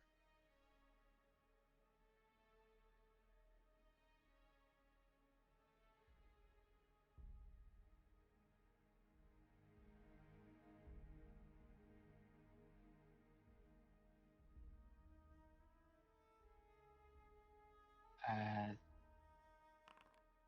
if I can, I'm gonna try and hide his body before Tristan comes back, because that's gonna distract her even more. Where do you hide it? The storeroom behind some boxes. All right, back in the room where it came from. Yeah. As you go in there, it looks like an ink bomb went off, and it looks like this guy has soiled himself.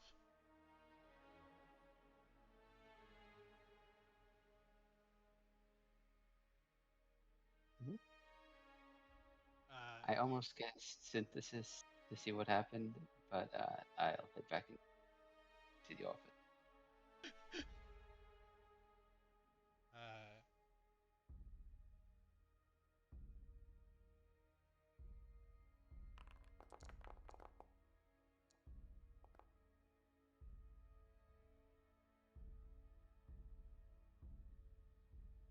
uh, there was a lot of yelling coming from out front. Um, eventually, the manager and a gentleman that had gotten coffee spills on him. Um, come back into the back room. You know, she's like, an ambulance is called. Coming to get you. They're gonna take you to the hospital. Uh,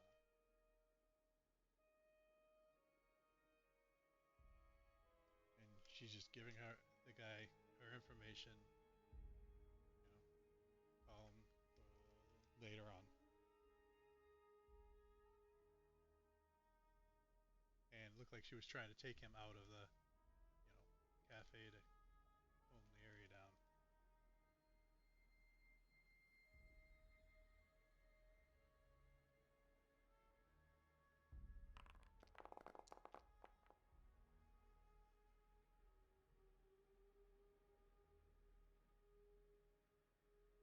Doesn't seem like she has noticed your note.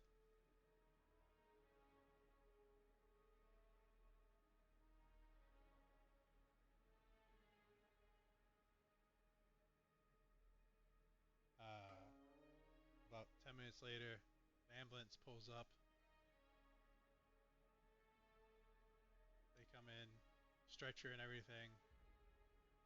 The guy puts on a big show. You can tell that the ambulance people are very annoyed to get called out for a 3-degree, burn on the hand.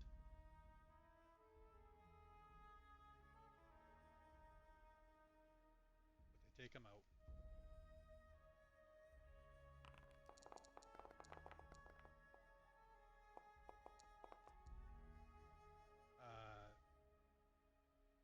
See the manager pulls out a cigarette and starts smoking.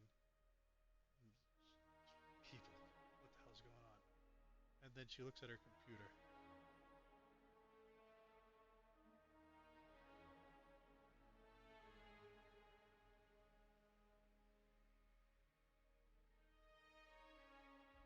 And then she picks up the phone and dials a number. I try to record to remember the number she dialed.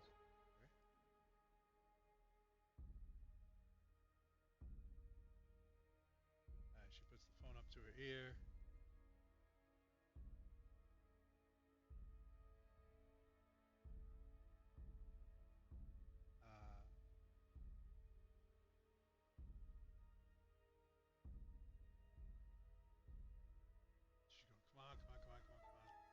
she types in um,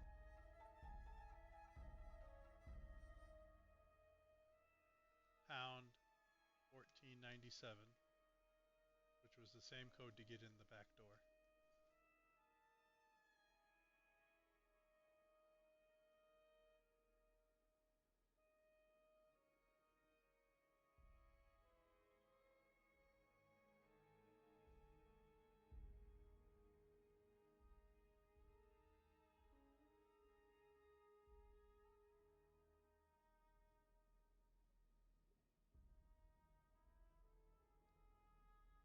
And then she goes, I don't know what's going on. There's a big commotion at my place, and there's a note. I didn't put the note here. There's a note on my computer that says, we know. Well, what do you know?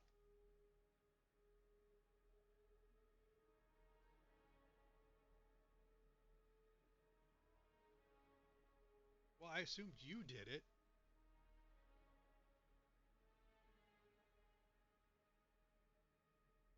Do you want to roll a perception with, I would say, -2?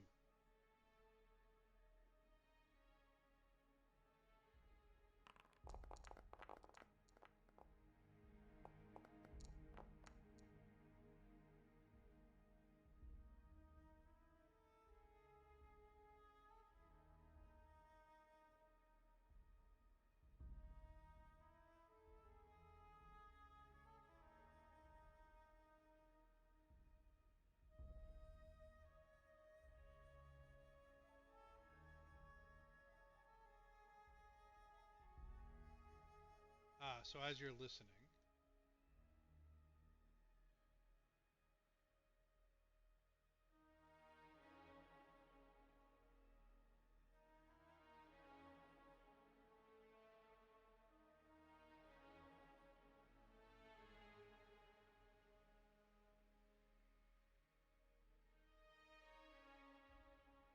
I'm just making sure I got my stuff filled up at the moment.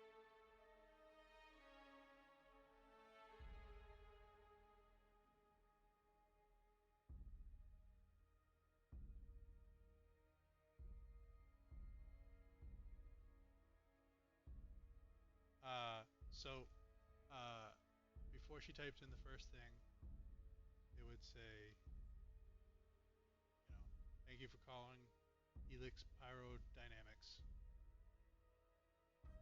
Your call is important to us. And then she would type in that number.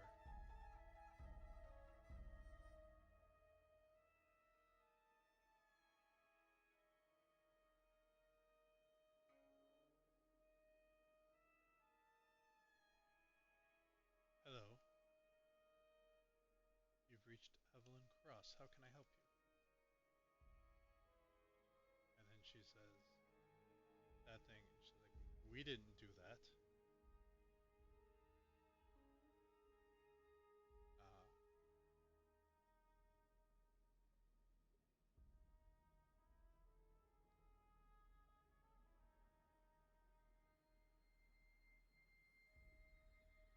slow down, slow down, slow down, and explain it from the beginning. And she starts talking about how coffee was it was a normal day. Coffee was spilt, and then she came back to this note.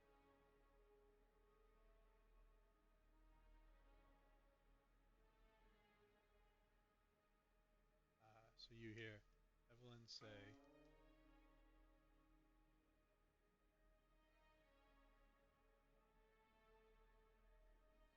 take out your cell phone and record and scan the entire area. And you see the lady fumbling to get her phone. Hits record, scans around. I step behind her and rotate around so I'm never in frame.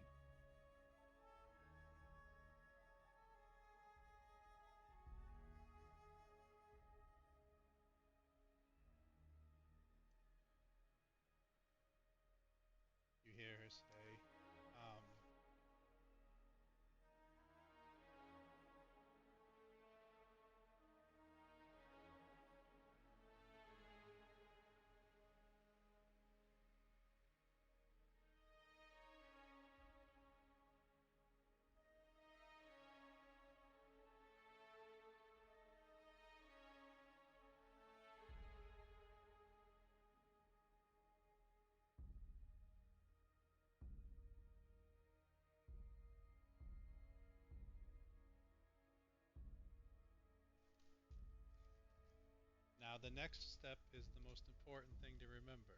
Can you remember this? She's like, yes. She goes, color, height, build, clothes, unusual marks. And the lady's like, what do you mean color, height, build, clothes, unusual marks? When the people take you, yell those out so I can hear you.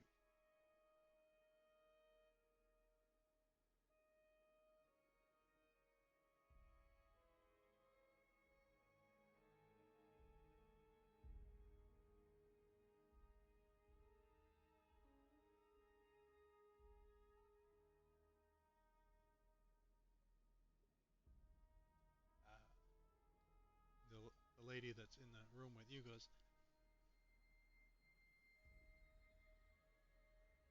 I really don't like it when you joke, and and and it's not worth this. And she hangs up, and she gets up, and she goes to walk out.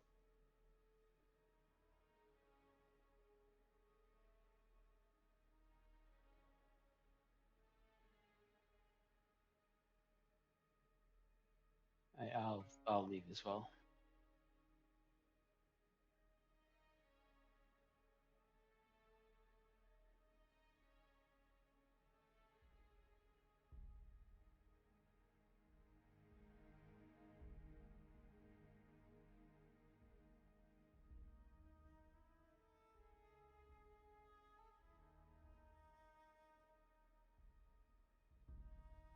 Okay, the invisible dude goes outside to try and find the other invisible dude.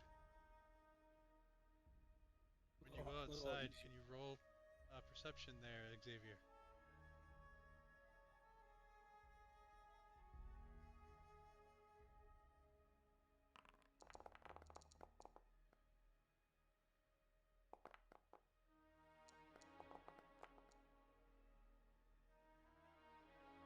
As you step outside and you're walking around, you do see a floating ink spot behind a trash bin.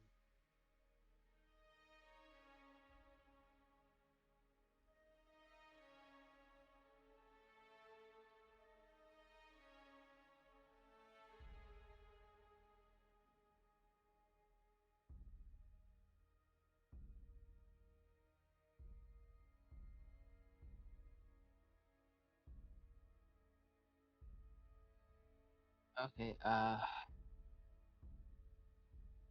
didn't learn all that much.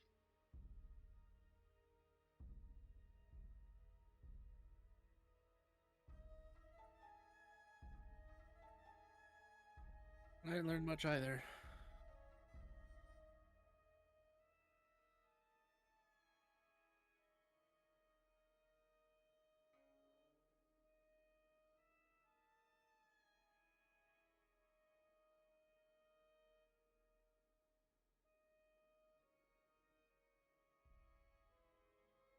Perhaps we need to go see if we can look up this Evelyn Cross. Yeah. Still don't understand what they use this place for.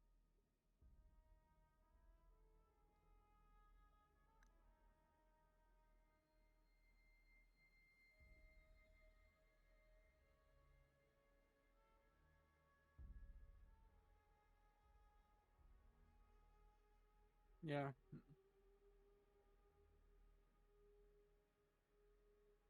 That is a interesting thought.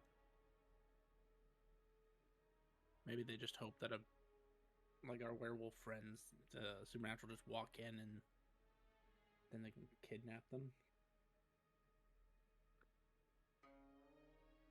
Maybe. There was that keylogger on the computer. Maybe the computers themselves are bait as for people who don't want their actions noticed. Right.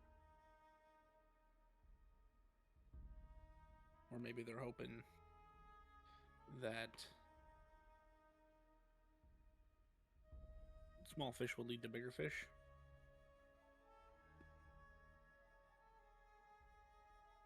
Yeah.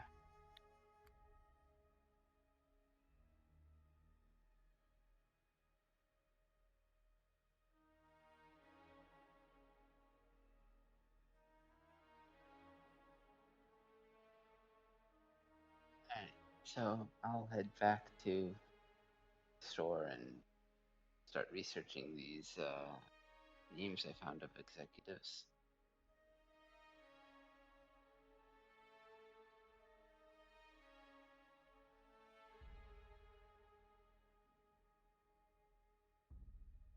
Gotcha.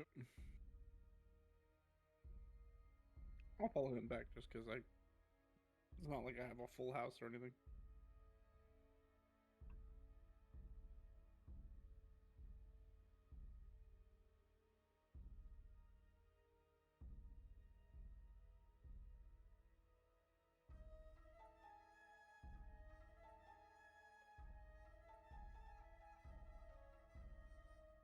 Also, who keeps like 50 pins in their fucking locker?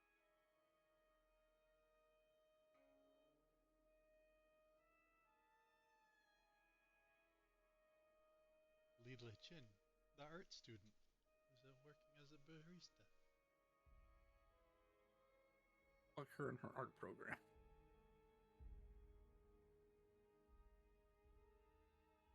So your spell has worn off.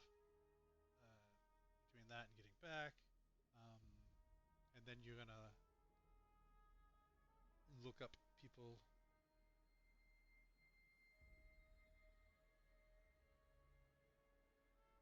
Yeah. You want to look up this Dr. Marcus Hale, Jared Voss, and Nina Park. Yeah. And Neville. Oh yes, and Evelyn Voss.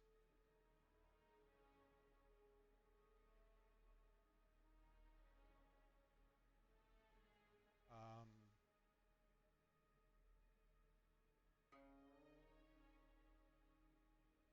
so computers and intelligence, and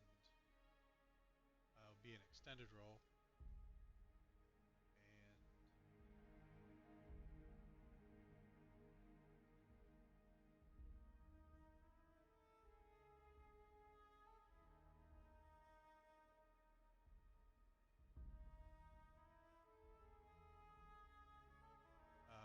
what is your dice pool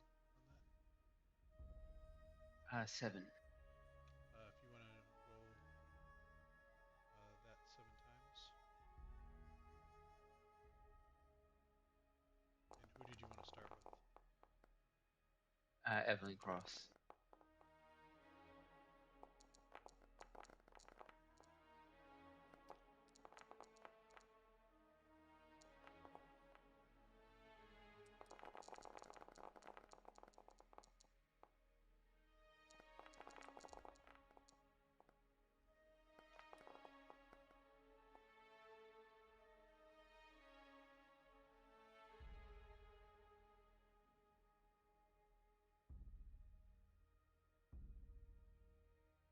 And then if you want to go through that for the chemist, then Doctor, Doctor, then Jared, and then Nina.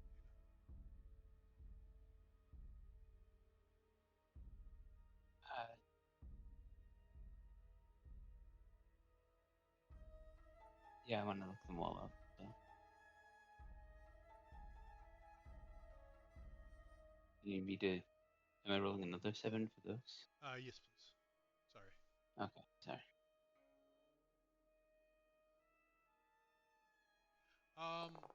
Were you killing time until the club opened up first? Sorry. Oh, yeah, if you want to go to the club tonight, I can. So we'll just do the Evelyn one, and then I'll make it to.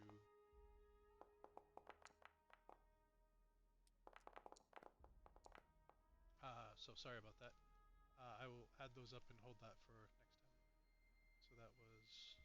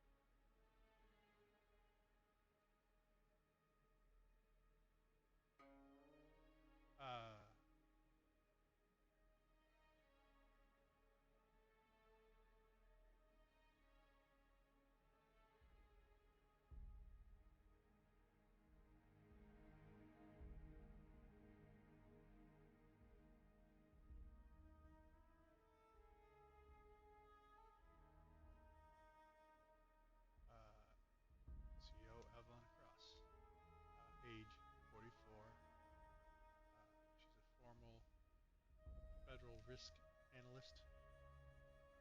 Um, she is a corporate executive. Seems she is calm and polished.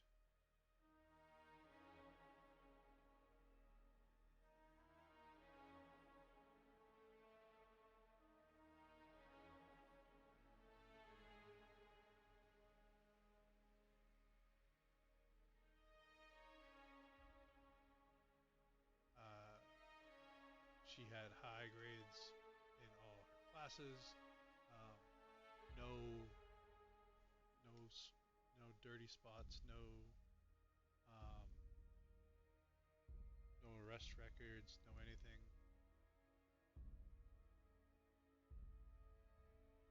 And you're going through everything.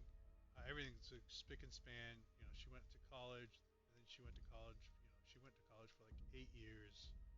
Um, you know, so that she could be CO. She, um, you know, track student, got scholarships. Um, you know, everything looks in order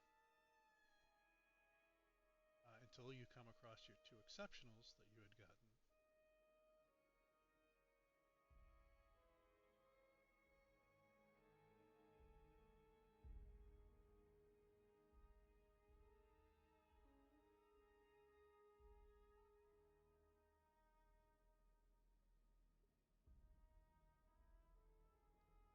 Uh, which looks like a lot of the reports and everything was coming from Dynamics LLC.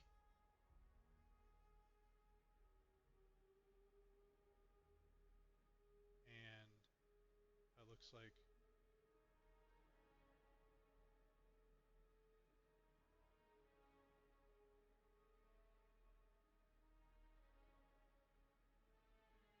uh, when you're going through and you're pulling up all the records, you find her birth certificate, um, but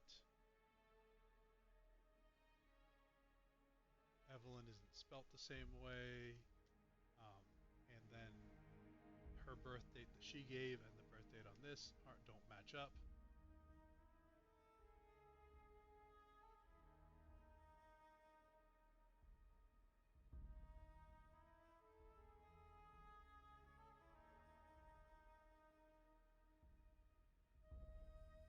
So you,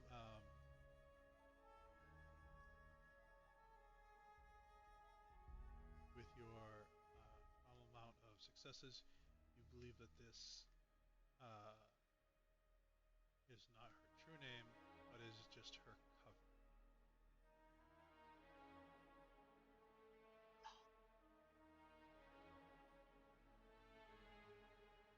Okay, so digging into her any further wouldn't really do much for the investigation.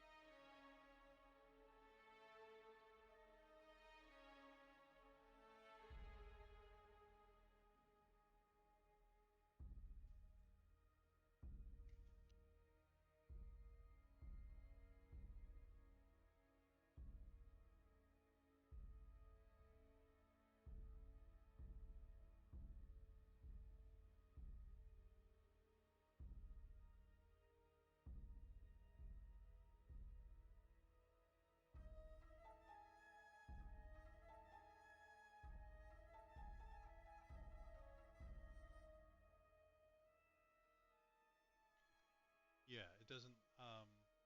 If you hadn't got those two exceptionals, this would have been such a good cover story and everything.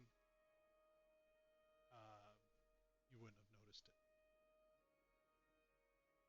Mhm. And there actually probably isn't a point in investigating the other three, likely all strong covers.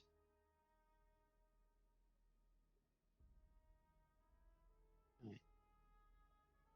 So I think it's quitting time. Oh, yep.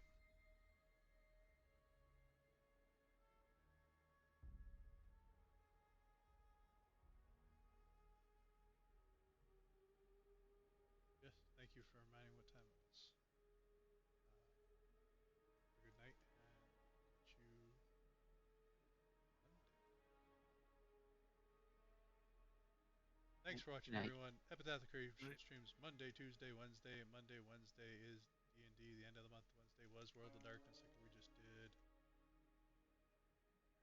Thank you for watching.